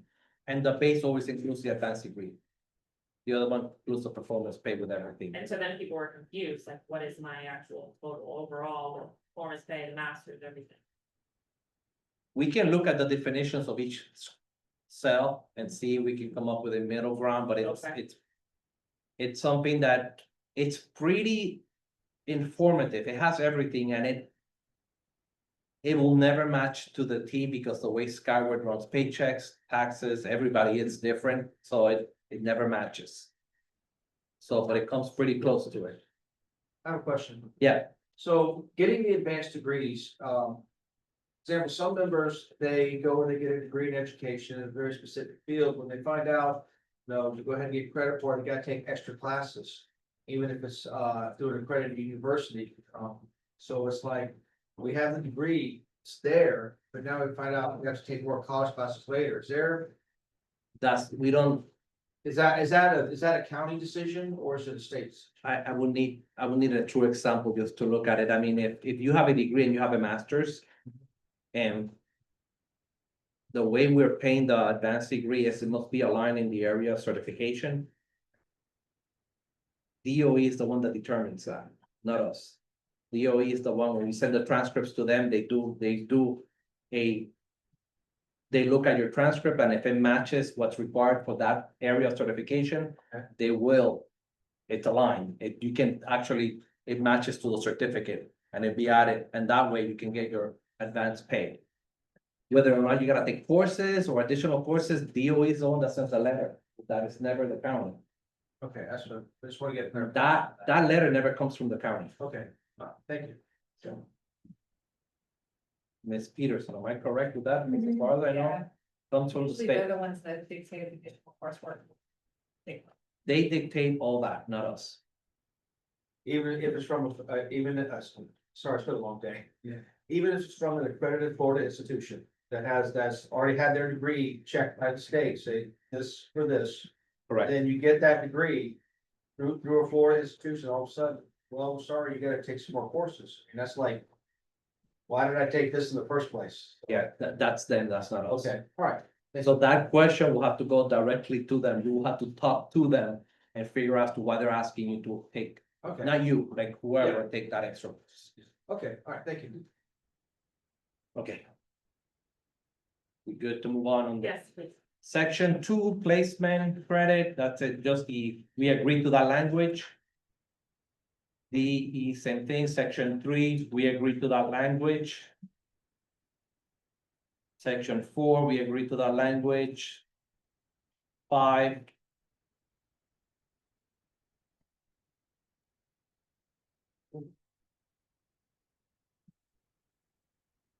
I missed my note on that school board policy 3420.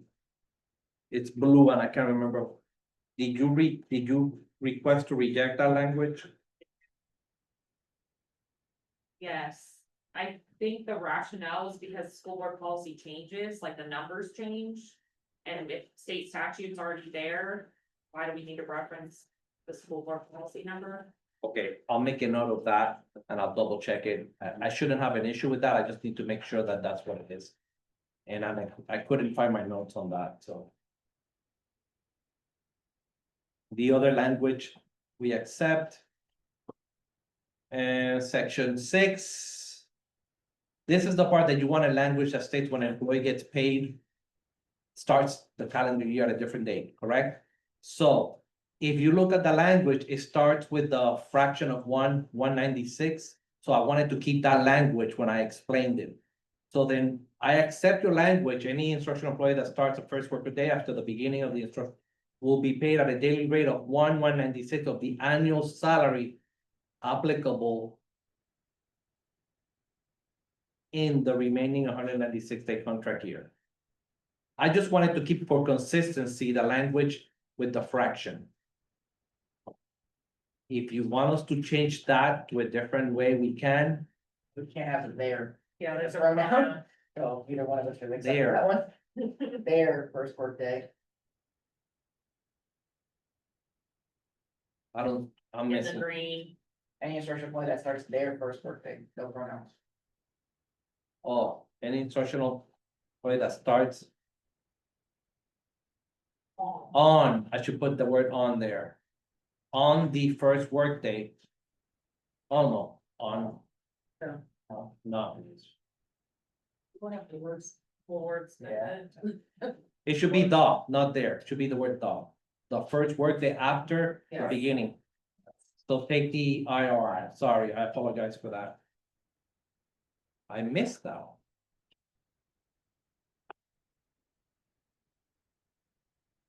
Make a note of that, please. So it should read any instructional employee that starts the first workday after the beginning of the instructional contract will be paid at a daily rate of 1/196 of the annual salary applicable in the remaining 196-day contract year. Thank you for catching that. And then the following page.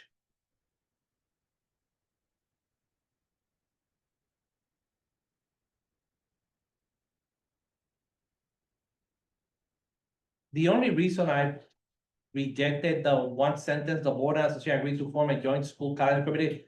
It's actually a district. It's actually a district student calendar because all calendars are based on the student calendar. And we discuss all calendars during that committee. And it's not a committee that's just between you, it's both bargaining units plus community members, plus a board members, and so it's basically a calendar committee. So it's a district school calendar committee meeting. And you can appoint, you wanted to appoint up to 5 representatives. I said, I instead of short, so may appoint up to 5. We don't have an issue. You can appoint up to 5, that's fine. And this committee should meet at a minimum annually to develop. We accept all that language, change educator to instructional employee. And we crossed out early release dates because sometimes those change depending on final exams of high school. So that possibility, those can change depending on how the schedule is. Things happen, so. And the last sentence, 196 calendar will contain 6 paid holidays. So that one is a biggie.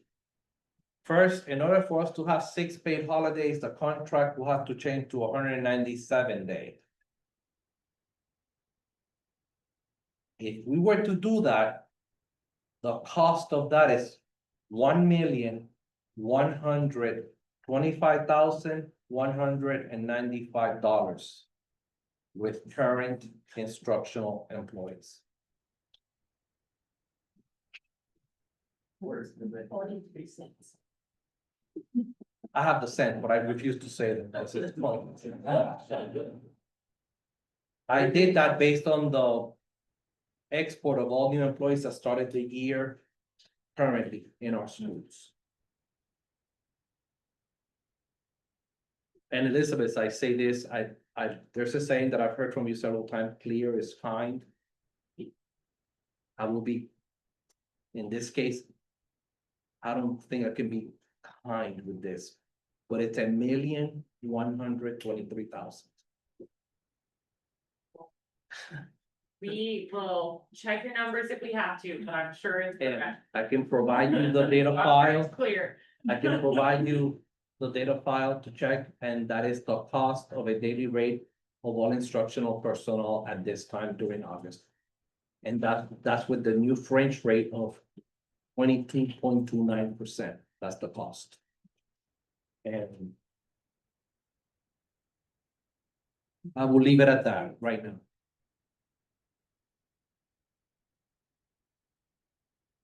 You had requested on section 7 additional days work, and we declined that. Typically, we have the allocation committee to decide that. And that's based. It has been a while since those numbers have changed. This was the first time that I can recall in a few years that we changed the extended days based on the budget constraints we faced at the end of last school year. And moving it to the appendix and the contracts takes away the district's ability to adjust whether I want to give more or less. So we decline putting it in the appendix, leaving it as part of the committee to adjust as needed. You're saying the allocation committee determines this? Yeah. Right, because we have representatives on the allocation. Correct. committee, And when the change happened this year, there was no meeting call that we were invited to. Well, that's what I'm saying now. I'm saying that now we would like for it to be part of the allocation committee. So are you gonna add that to the committee, like charter, committee bylaws, or? That's one of the plans that we have. We wanna discuss that. The point is that we don't wanna put this. The district chooses not to put this on district on the appendix, because right now, if I have a. One thing that happened was some of the district, I believe. There was a lot of talk about SLPs losing days. That was never the case. We never took days from the SLPs. We reduced some days and based on workloads in the department.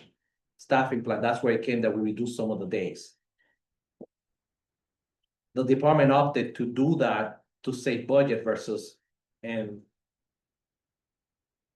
non-reappointing the staffing specialists.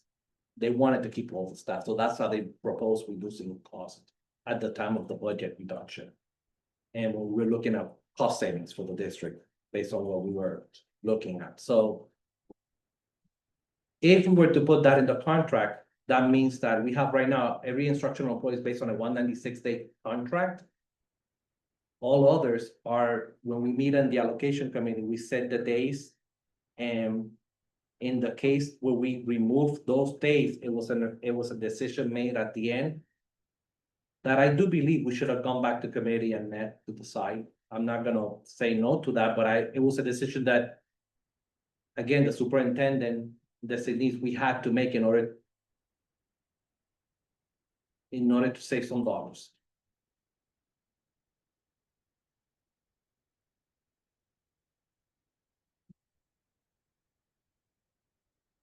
How many members, do you recall how many members you have in that committee? Because I can't remember. I think it's similar to the calendar committee in that there's no policy or guidance. And so it's just been basically myself and Jessica or Kathy, Kathy and- whoever were the two union release folks. Correct, we have the two from each. Yeah. I just didn't know exactly, okay. Okay. We can talk about that further. Issuance of checks, that's just the instructional employee, that's section 8, section 9 overpayments. Stipend rate, all that, a language we accept. And here is where I need to have where we're gonna talk a little bit, that's gonna be a little bit different. Section 11, health. You've worked closely with Mr. Oyer in risk management. And some of the things that I'm gonna discuss here, are things that have been in conversation as part of concerns that we've had and expressed. So we had an MOU signed to remove and plan Florida Blue Options Plan 3559. Okay. The intent of this language is not that we don't want to remove all the plans. The intent of B is that we want to be able to shop and not be restricted to plans by vendor. And Blue Options is one of those plans that have a good monopoly on districts and how they process their plans. If you look at the old language, the standard, the word the standard, that's a vendor. So what we were proposing here, that this would allow us, and it's something that removing this language that will allow the district to shop and get better health plan choices for the joint insurance advisory committee, for that committee to be able to make a change or propose a change.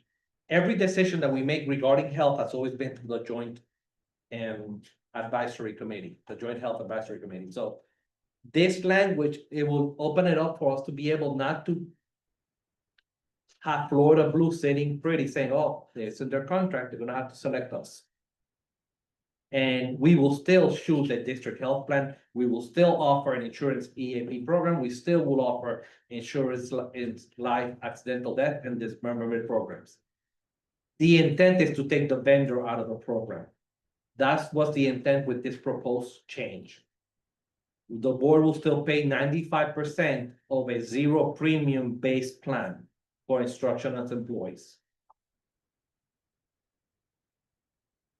This base amount will be paid regardless for which health insurance plan the instructional employee selects.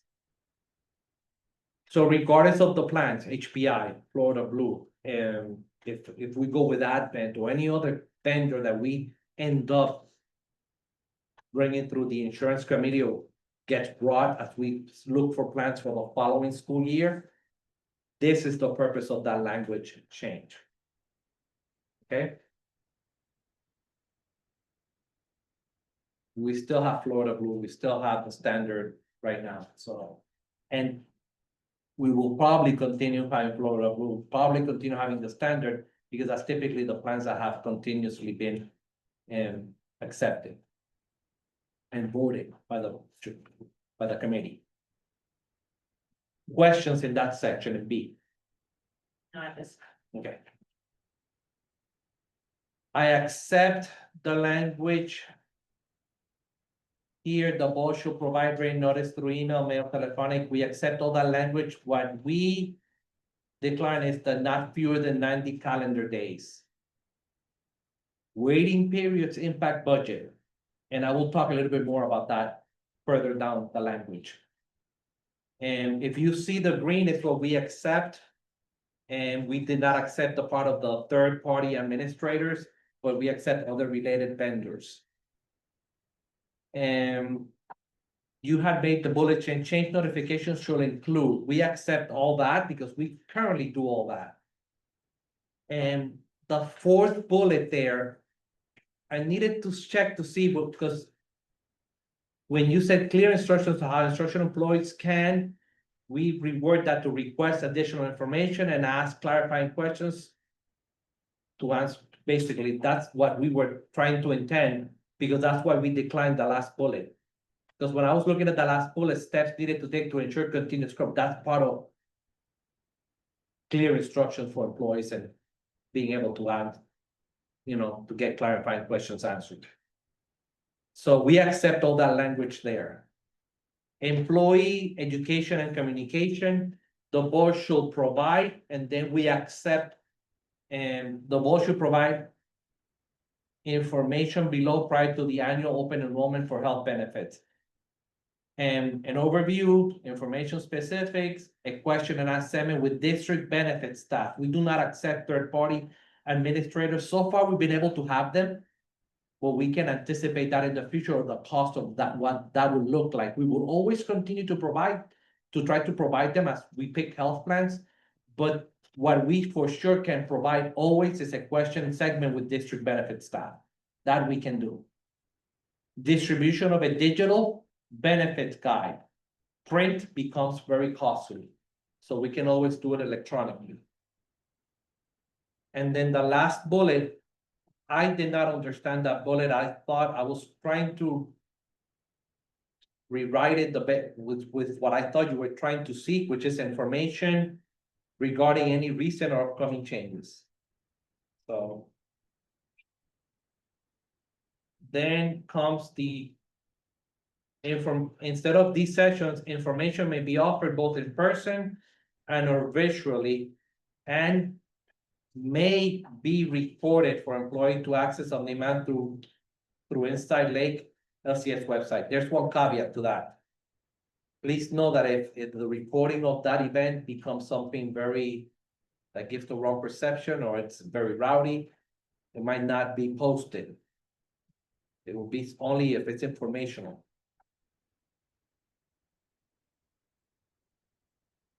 Prescription benefits. That, and I discussed this with Rob, Mr. Oyer, regarding this language, and we were talking about it. PBMs are typically, they're vendors of health insurance plans. They're governed by their contracts, third party, the insurance carrier, so putting that in contract, it's not where it needs to be. That's part of what we request when we do the contract with them, with the health plan. So it's not something that we want to see in the contract for teachers when it comes to PBMs. These type of requirements are to be discussed pretty much when we do PBMs. That's part of the vendor and the health plan, and that's typically something we discuss with the Joint Insurance Advisory Committee anyways. So could I ask them in your discussion with Rob, was it that, just to clarify basically what you're saying? If this doesn't go in the contract, then it goes into like the charter for the joint insurance committee, the policies around the joint insurance committee and. That would be something that we need to discuss with them. SOPs. Correct. That would be something that we need to discuss, because historically, everything that we do with health plan has always gone through the insurance committee. Nothing, no changes that we've done have gone outside that committee. So that is not, PBM shouldn't be part of that because that's part of the vendor of the health plan.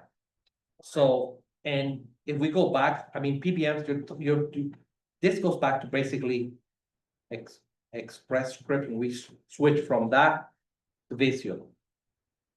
Let's just, something that I wanna say and discuss in talking to Mr. Royer is that we never changed the benefit. The problem was that the provider was not following the formulary for the prescription drugs. So the benefit, we're not taking away benefit, we never took away any benefits from the employees. Not to go back into all that again, but it's just basically, it was just the change we need to handle better in the future. That's pretty much it. Right, and that's where all this language is coming from, because to the employee, it felt like a change in benefits, because for years, they were getting the same prescription benefits, and then all of a sudden, we're told, no, you're not. I still have members that are struggling right now with Vimeo and getting their medication, and we're still working with benefits, and to Rob and Marisol and the whole benefits I know, they're department, working- benefit, Yeah, they have been doing amazing, and honestly, I've seen Rob grow in this period. I mean, the fact that he came to the last joint insurance committee with a 3-year plan shows me he is thinking about these things and improving, so I'm glad to see that. But if it doesn't go here, then it needs to go somewhere. We've got to make sure that that never happens. and that is something that I can bring back to him to discuss further to be, because regardless of the contract for teachers, there's always going to be a prescription vendor assigned to a health plan. Right. So therefore, we're always gonna have that. It's just how we manage it needs to be better, pretty much. So, and so that was he recommended that this shouldn't be here, this contract, because it's already managed through the vendor. But I think we can agree that it's a very important issue, because I know that it just affect all of us, I know it affects a lot of administrators too. It's all employees, that health is all employees, it's not, It's, not- it was rough. I understand. The other language, basically, we accept the joint, and up to, I added the word up to 5, that's never an issue, it's just. It says will appoint 5 a bargaining, I just put up to 5, because it's typically what you have there. It's getting everybody to attend the meeting, the challenge in those meetings. And he wanted, and we were talking about this language, and it said on that sentence. For the plan year is because your members can change from year to year. That's the way that I understood the recommendation for that language. The committee members will participate in the review of the standard operating procedures of the Joint Advisory Exchange Committee annually. And we accept that annually, because we don't develop them, we review them, and if we need to change them, we change them. If meetings are conducted during contract hours, we agree on instructional points will receive the release time. Now, we decline the travel and class coverage if applicable. If they're gonna get release time, obviously the principal will take care of the class coverage. So that's not needed, but we're declining the travel piece. And then review financials, actuary, and user reports related to the insurance plans and budget. And that's accepted. Conduct periodic reviews of employee satisfaction. How? We declined that, and I was talking to him about it. And how do you see us conducting periodic reviews of employee satisfaction? So you want us to provide surveys to employees and I mean, if we still have people not getting their medication and we're not aware of how the situation is, or if we're overreacting, it would be good if we did that. okay. if we're gonna manage the plan and try to make it better, we gotta have the data for it. Feedback. Yeah, Okay. I had a clarifying question for that one. That's why, that's the only one that I was when discussing that with risk management. And it was something that was concerning as far as well, how we get the review from employees. That one we can come back to. RFPs. And I declined that. I wanted to inform you, State Board Rule 681.012 exempts from requiring RFPs for health insurance. That doesn't mean you don't have access to them. You still can request access to see them and all that. So, but just to let you know, health is typically not mandated to be part of an RFP. So no need to have that in that portion of the contract. Same thing with the insurance ethical and strategic compliance. Legal compliance is already mandated in Florida statutes, chapter 112, in chapter 447. The Affordable Care Act, they all mandate all that, and I would hate to have to bring all those laws and put language just to cite statutes. Okay, so we can look at doing that, I guess similar to the PBM language, that maybe needs to be in the Right. committee. We have to, by law, we have to, and that's why I'm telling you the statutes, chapter 112. And then chapter 447, that deals with the legalities and the Affordable Care Act. They all deal with healthcare when it comes to public sector. The biggest piece is the RFP. It's State Board Rule Language. six, if you wanna know, State Board Rule 6A 1.012. I looked it up and it's true, it's RFPs are not, they're not required for health. So. But just- that doesn't mean that if we have one, Right, if we do have one, you have access, you can get a copy of one. right, and during the insurance committee piece Correct. is where I think this language would be. All right, and that's something that we need to then bring at that committee time to discuss and make part of that. Part of the operating SOP procedure. Which is part E on that part of the contract. And number 4, the district staff should ensure timely and complete sharing of relevant data. Board of whom we first presented to the committee with at least 120 calendar days. So here's the part that I said, discuss calendar days. We've discussed this many times, but if we would have waited 120 calendar days before making a change on the prescription, this would have added almost $2.5 million more in deficit to the district. We expressed that in the joint committee, the health advisory committee, we expressed that greatly, that we saw what was happening every month with the cost. So if we were to continue that trend, I had asked risk management to provide me the figure and it would have come up to almost $2.5 million. If we wait 120 more days. That was the reason, one of the primary reasons for the change.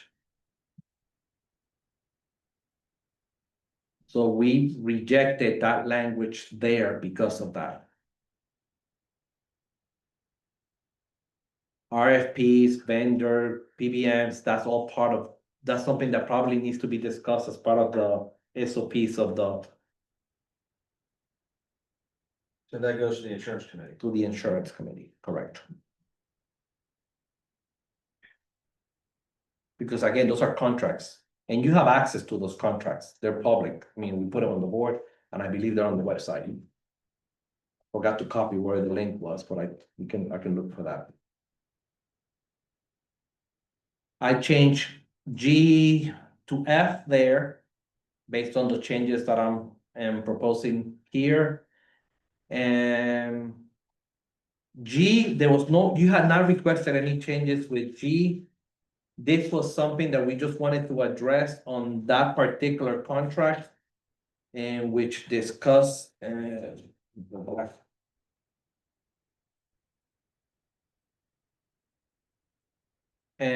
we looked at the state statute for 40.02. And we wanted to mirror that language in that section to mirror what the statute is, meaning as long as if the employee gets hurt and it's deemed to occur in the course and scope of their employment, which they were asked to do, then yes, that would fit the workman's compensation coverage. That's all we're doing there.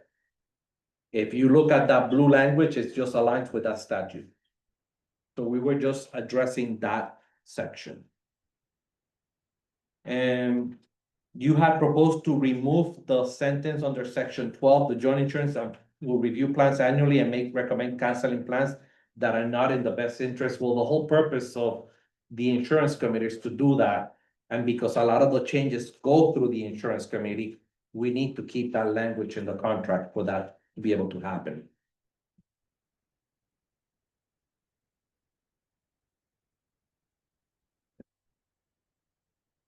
We accept the language in section 13.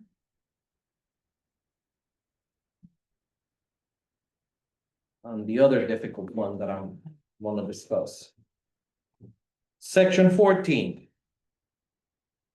Section 14, I know, let's review.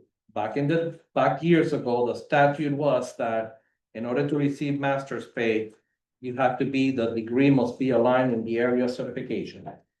Last year, they changed the statute that allows districts to bargain such degree pay. We kept the language the same, so therefore we still continue with the previous language. The only reason we declined that is because if we were to do this, it's 220 teachers and the cost is $846,347 and some cents. So it went down, By about 50 grand, yes. because I thought it was 1 million. It was 955 before, I think. It went down because we have less teachers. We used to have over 3,000 teachers. Right now we have close to 2,900. So when we went down about 200 teachers, some people retired, some people signed, transferred, whatever it may be. It was 250 plus teachers before, now it's 220 teachers that are affected under this statute.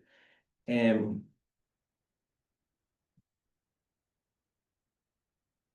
going along with clear its kind, at this time, the district is not in the position or prepared to be able to support this at this time. And looking at the rest of, there's nothing else in this language, and let me talk back, since this is the last piece that I wanted to discuss. When Mr. Ward presented his presentation on budget, we all aware that the forecast was a declining enrollment. That's what the forecast was for us. And we ended the year with a deficit from last school year. And he presented all those numbers and all that. As a reminder, we start this year and we were hoping, and we're still hoping. Enrollment, I'm gonna go with the first part that I need to understand. Enrollment does not equal FTE. We can only go by FTE when we get to October. Why I say that? Because the reality is that last year, we ended the year in a deficit, yet we started the year with more students than what we started the year right now. Last year, you started the year. And right now, if I were to compare a start date of last year after first week to the start of the first week of this school year, I'm letting you know that it's less. You know how many less? I can't because the schools are still working their DNEs. Meaning they're not entered. They're still enrolling, they're still transferring. It gets better as weeks go by. We believe the number to be better by next week. September is when they level off. They're getting ready for FTE. If I were to give you a rough estimate, we're about over 300 right now, but that's just an estimate based on what I've seen. And it's not a clean number, meaning DNEs are still playing a role in it. If those DNEs get removed, it might be more, which is what I think it's going to be. So in lieu of that, we made drastic changes at the end of the year. We did budget reductions, school allocation reductions, district staffing reductions, We found other funding sources that we can transfer different things to. We adjusted the health plan to save some money. We went from a 29 million deficit to a 22 million, and we recovered 22, left us with 7.4. So we started the year with 7.4 deficit, meaning that's hitting the fund balance. And we're starting the year with less students than last year. If I were to, as a district, extra paid holiday, add the 1.1, add the advanced degree 846, the 4 paid for moving one school, which would be Beverly Shores moving back, and all that, that's adding another over $2 million more to that deficit, which is close to 27.5% over that $7.4 million that we're already done. And it's not even going to general fund, it's strictly going into the fund balance at this point. And those are recurring dollars. That 2 million is recurring, so then next year I'm already another 2 down. Well, the 2 million includes moving Beverly Shores. No, the 2 million is just the 1.1 and the 846 together is 2 million. So the masters and the. Yeah, just the masters and the extra paid is 2 million, that's adding a 27% increase on the 7.3. That's, I mean, it's. I wanna be clear, I know it's not kind. And what it does, it shares a negative light on the district as I'm talking, but I am being abundantly clear and honest.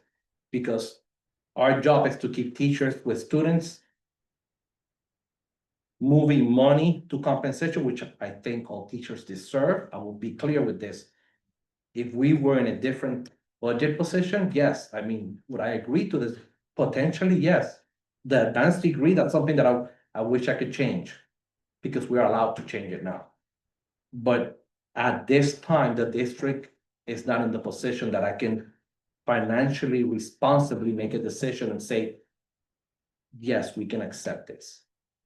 So that's why I say, like, it's as clear and as kind as I can be. This particular couple of articles, when it deals with money, my only ask is be careful when we provide language that adds cost. Right, Because- and we're aware of that, we're not. We're not in the position that I can put money on the table immediately.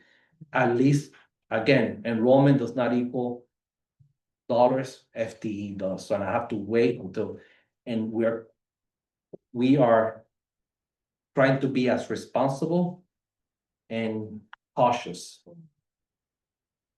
And Well, we appreciate you providing the numbers, and we're definitely gonna go back and look at it and talk about it. I think there are a lot of things that I could bring up right now about the master's pay, but because of time, I would like for us to try to at least propose our Article 18, That's fine. if you don't mind. No, I don't mind.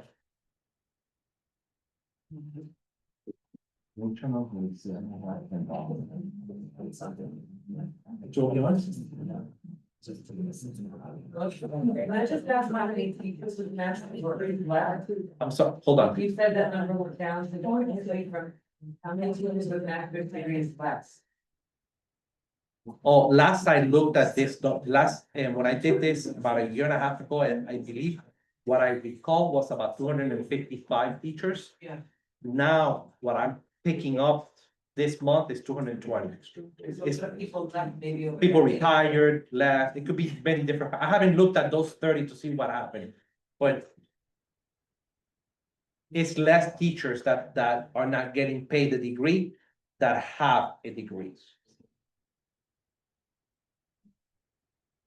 All right, so Article 18 should be getting around.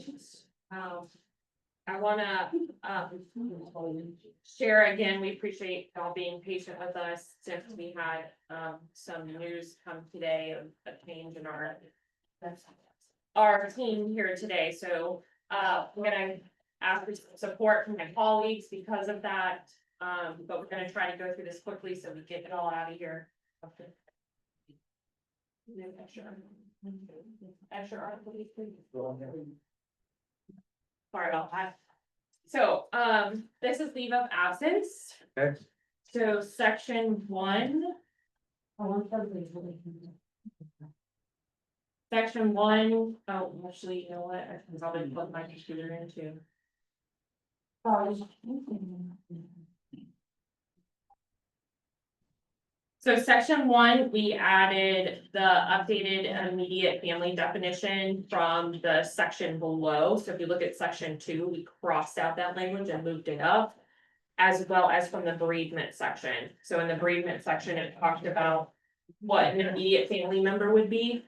So we're trying to just put it in one place where definitions are. So we're trying to define it there. In section 2, and you'll see this in many other sections after, in the title of the section. In other districts, they specify paid leave versus unpaid leave. And we thought for the least amount of disturbance, because it seems that, the district is interested in keeping things kind of the way they are and minimal movement. We decided to just add the word paid or unpaid to help specify what each leave would be, again, along that theme of clear as time. So you'll see that added here with section 2, regular sick leave as paid leave.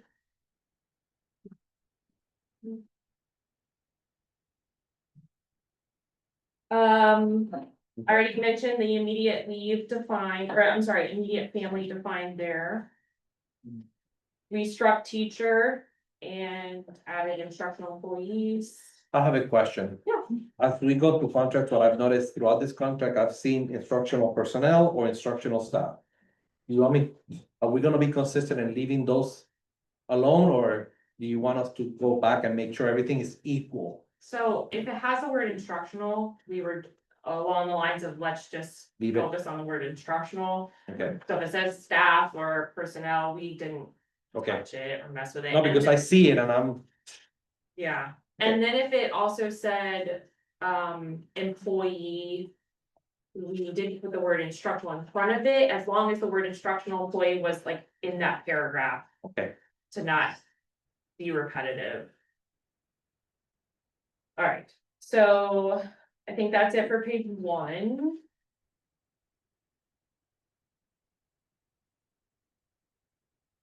Actually, I think I was mistaken. Go back to page 1. I actually have a question, Okay. and I'm gonna pull up my notes here. In the 3rd paragraph, I believe it is. Third, 1, 2, Yes, 3. third paragraph on section 2, where it says the transferred leave.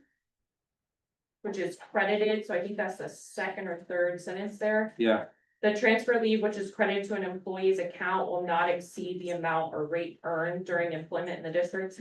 We were just curious what the interpretation of that was by the district, because we were kind of confused at what that meant. So could you clarify how the district interprets that? can we get back to you? Sure.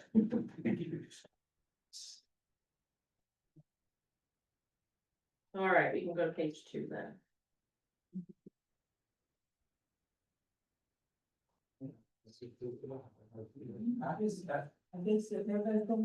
Section 3, sick leave bank, we added the word paid leave again.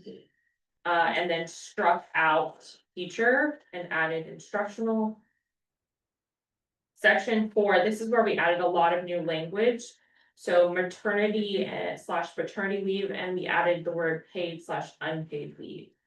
In section A, this is new, and I think we did renumber them or re-letter them. To add A there, so I think B used to be A. And we didn't really designate that, I don't think, on here. But section A is new material, new language, which says all instructional employees who have at least 1 year of continuous service will be granted 10 paid parental leave in the event of birth or adoption. Such leave may be taken consecutively or intermittently at the employee's discretion. Shall not be charged to any other form of leave, shall expire 1 calendar year following the qualifying event. So a lot of districts are moving in this direction. Even around us and in the state of Florida, several districts have it already, some are adding it. I just saw a new one come across my computer today from Leon County. Orange just signed to provide 3 weeks of paid maternity leave. Broward has 2 weeks. Polk is looking at 6. Duval's working on leave. Lee County is looking at 4 weeks. So you can see with the 10 weeks, we're trying to be conservative to some of the districts that are working on that language or have already agreed to that language. Okay. The only thing I will add is that we will have to look at what would the projected cost will be for us to do 10 days. Right. So.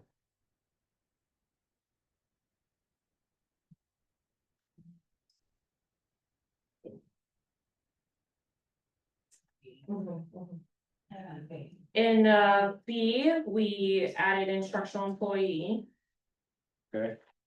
You can see that in a couple places there. We also added or adoption. And then for sick leave, it's exhausted and beyond the time of paid leave.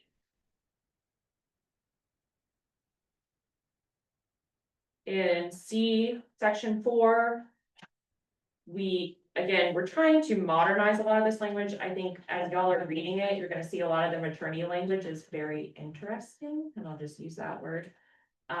So you'll see a lot of language crossed out, and we're trying to modernize it. So we've crossed out, a teacher notifies the superintendent that the doctor is certified for physically capable to return to active employment after leave granted for childbearing. And instead, we have made it say, when the instructional employee is medically cleared to return to active employment, the employee will notify the district.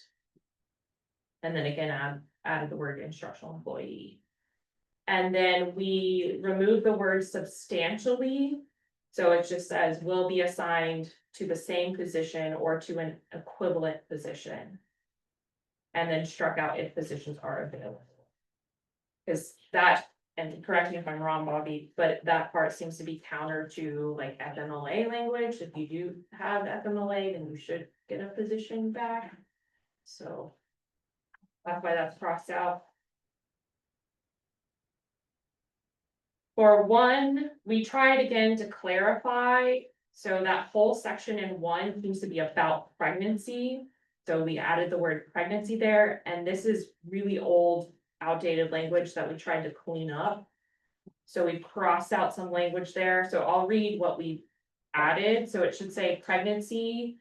And then an instructional employee who's pregnant will be granted maternity leave. The instructional employee must provide a written statement from a licensed healthcare provider that certifies the start date. The employee is unable to fulfill assigned duties. When possible, the effective date of maternity/parental leave will be mutually agreed to by the instructional employee and the immediate administrator. And then we've crossed out that section there. So it should then read the employee's maternity/parental, thank you. Parental leave will terminate upon certification by the healthcare provider that the instructional employee is capable of performing assigned duties. And that should be a period there at the end. Yes, you wanna mention that? So one of the reasons we took out full-time that was in that first sentence is because people that have a partial contract would have a prorated. So any employee would be eligible, but only at their rate.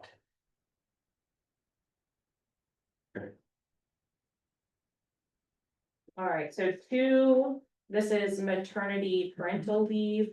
We've crossed out and added, so kind of reworded that language there, may be taken consecutively or intermittently at the employee's discretion, shall not be charged to any other form of leave, and shall expire 1 calendar year following the qualifying event, and an instructional employee there instead of teacher.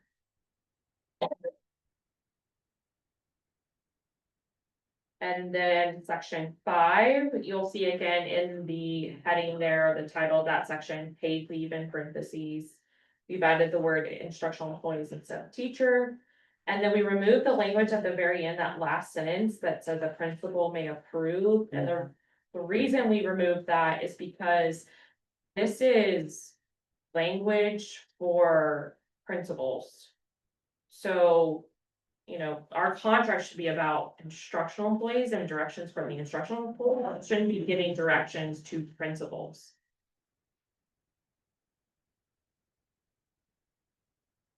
Also, who is this county office? I don't have. Well, that's right, the purple of the Mr. Zamar's office.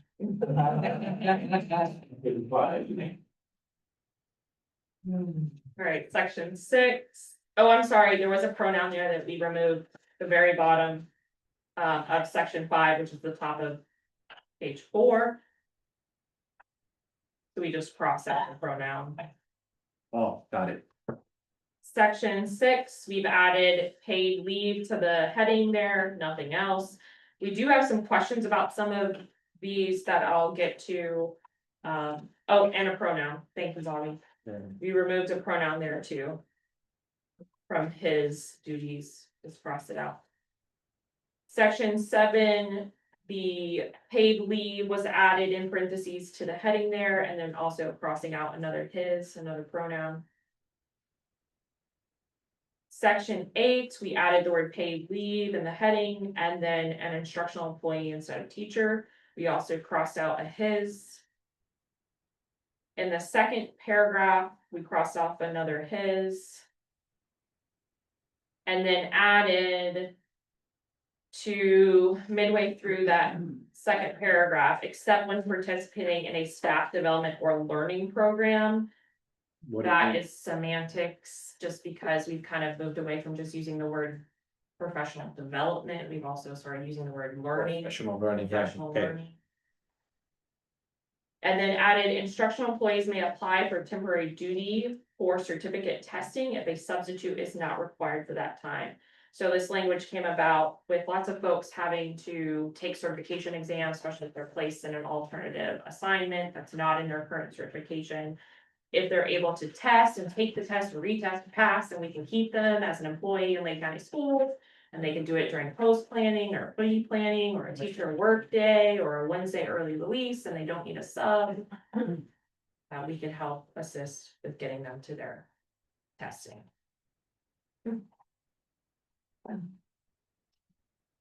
Right. Page 5, the section 9, military leave. We did add some language here and adjusted some language to make it more clear and to match what's in state statute. So you'll see at the top, paid and unpaid leave for the heading. We moved the second paragraph from the bottom of the section. We just moved it up because we felt like it made more sense, the first paragraph. And then specified A and B. So you'll see A there is specific for reserve or guard training. And we removed the word efficiency rating, unless we were mistaken, we thought efficiency was about performance, and we don't really use the word efficiency for performance. So that's why we crossed off the word efficiency there. And then B is called to active military service, so would be an instructional employee that's been in active. So we've added the language, the instructional employee may also use accrued leave. But the combined total of military pay, supplement, and accrued leave cannot exceed the regular rate of pay for that period. I believe that's like law. That's federal law. Federal law. Mhm. That language looked familiar to me, so. Yeah, it's federal law. And then we cross out the language on the bottom there.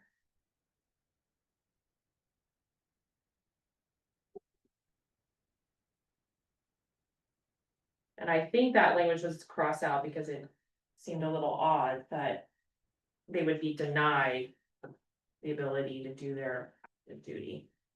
But correct me if I'm wrong on that. I believe that was struck because it didn't match what the statute Okay, thank you. says, and it conflicted with it.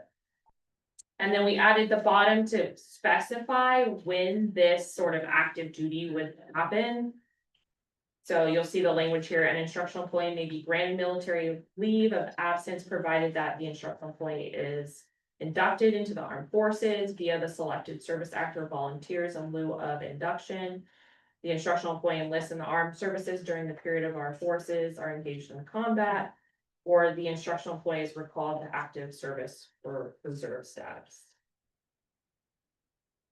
Section 10, we added the paid leave in the heading and then changed teacher to instructional employee. And then we did the same for the rest of that section. You'll see teacher, teacher, teacher, and then we changed to an instructional employee. We were curious about this. Do we have currently 12-month instructional employees? I will have to check, that doesn't mean we can't, we can. I just have to check. Okay. Check. I know Lake Tech might be one, they may have some of those, Okay. and they're still part of the district, but I have to double check that. I know we have part-time for sure.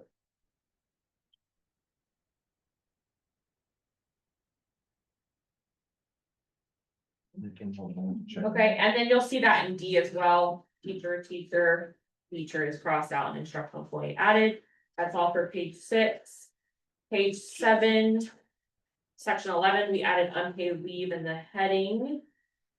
And then added to the bottom of that section, if the leave is granted, the instructional employee will be assigned to the same position or the equivalent position. We're trying to match the language that was specified in other sections of this article. Section 12, leave of absence for extended professional leave, we added the word unpaid leave. Struck teacher twice there and added instructional employee and removed the pronoun. We had another question about this one too. Are we seeing a lot of?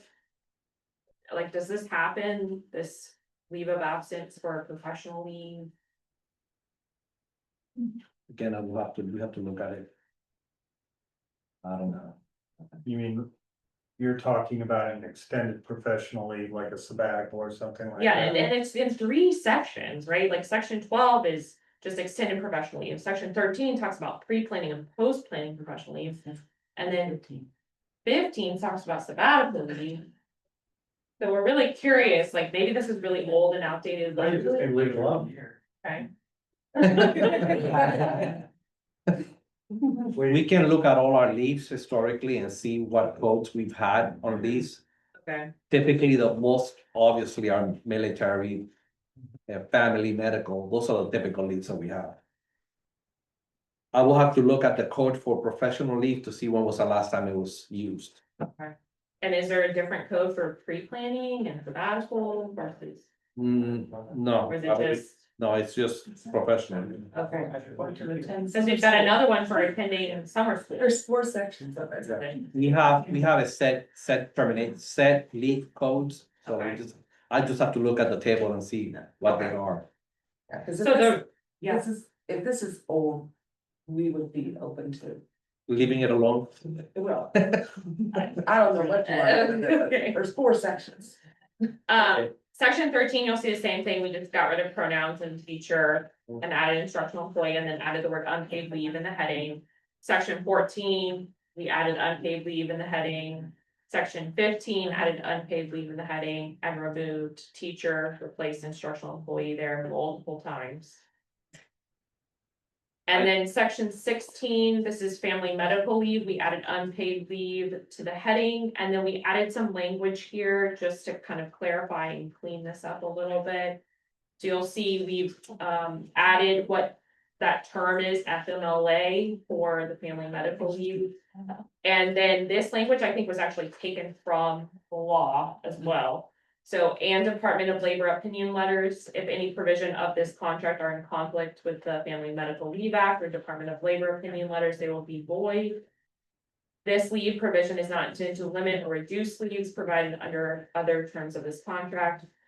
And then on page 9, if an instructional employee has paid leave time when FMLA is awarded, the employee may elect to use any portion of the paid leave congruent with FMLA. Would you wanna then change the heading on 16 to paid and unpaid? Cause you're saying on number 3 that they would be paid. That's a good point. Yay. That's a good point. Yes, we would probably be open to that. That is right.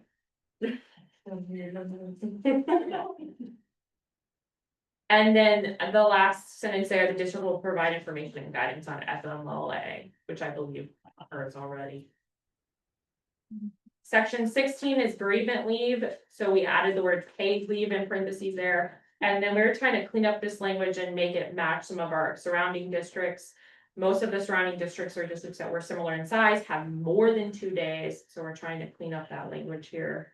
So instructional employees will be entitled to 5 days of paid bereavement leave for each death. We had a really traumatic situation where a teacher lost her husband, I believe, and then her mom or dad in the same school year. And they were denied the bereavement leave, but then they put out a request to the superintendent, and the superintendent actually did grant that leave, I Yep, believe. I handled that one myself, so I know.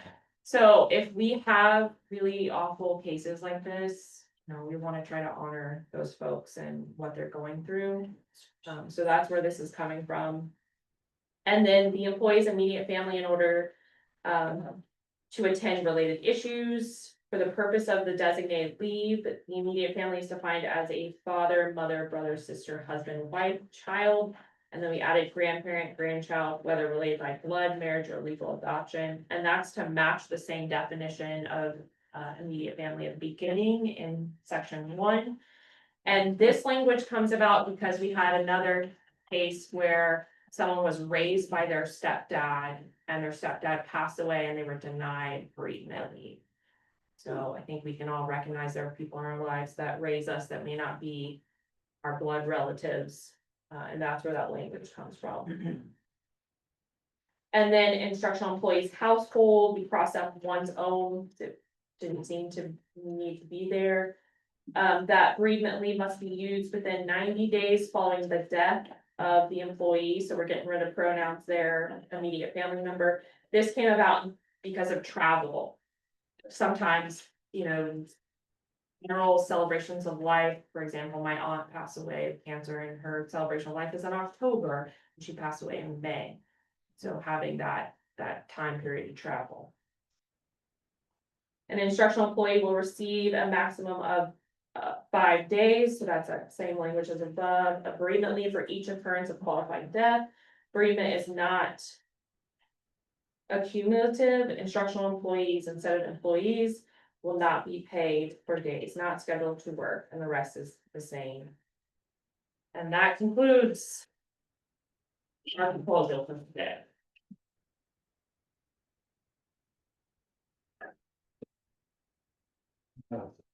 And I do have lots of information on the bereavement language in other districts, but for the sake of time, I'll save that in case you.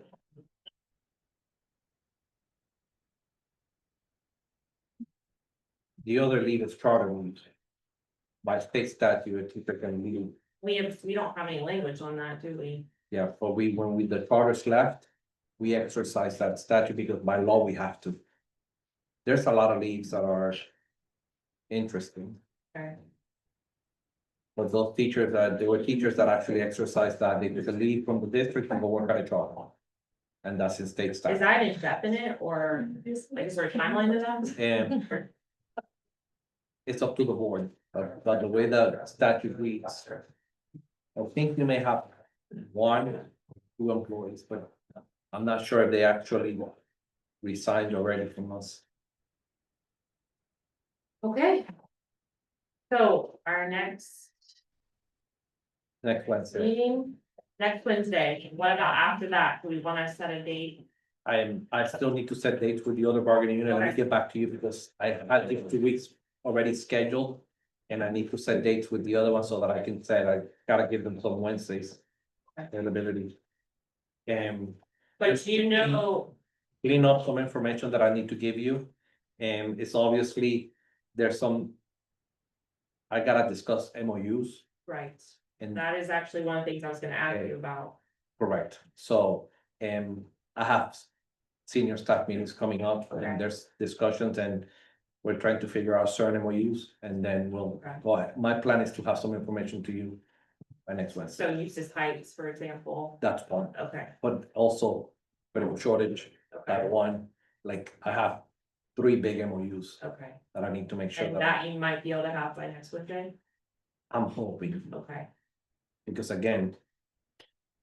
Deals with money, right. Okay, so Not to say that we're more important than anybody, because we definitely value and honor our brothers and sisters in the non-instructional unit. But I know we are on a timeline due to state statute, and I don't know if they are, is the October 1 rule in effect for SEIU, or is that just the instructional units? Repeat the deadline, where's the study? October 1 For? for having like tentative agreements, or to be at a place where we can say whether or not we're ready to move forward. I'm not sure. I have to check. Okay, so I'm just bringing that up because obviously we're trying to do whatever we can to meet that deadline. And so I'm just putting that out there. Okay. Okay, all right, that's all I have. And I'll get back to you in a day, that's fine. Okay. Any other questions? I think we're good. We're good? Well, it is 6:42 PM. This concludes bargaining for August 20th, 2025. Thank you, everybody. Thank you. Thank you. Thank you all. Oh, you see that? Right. I said, no one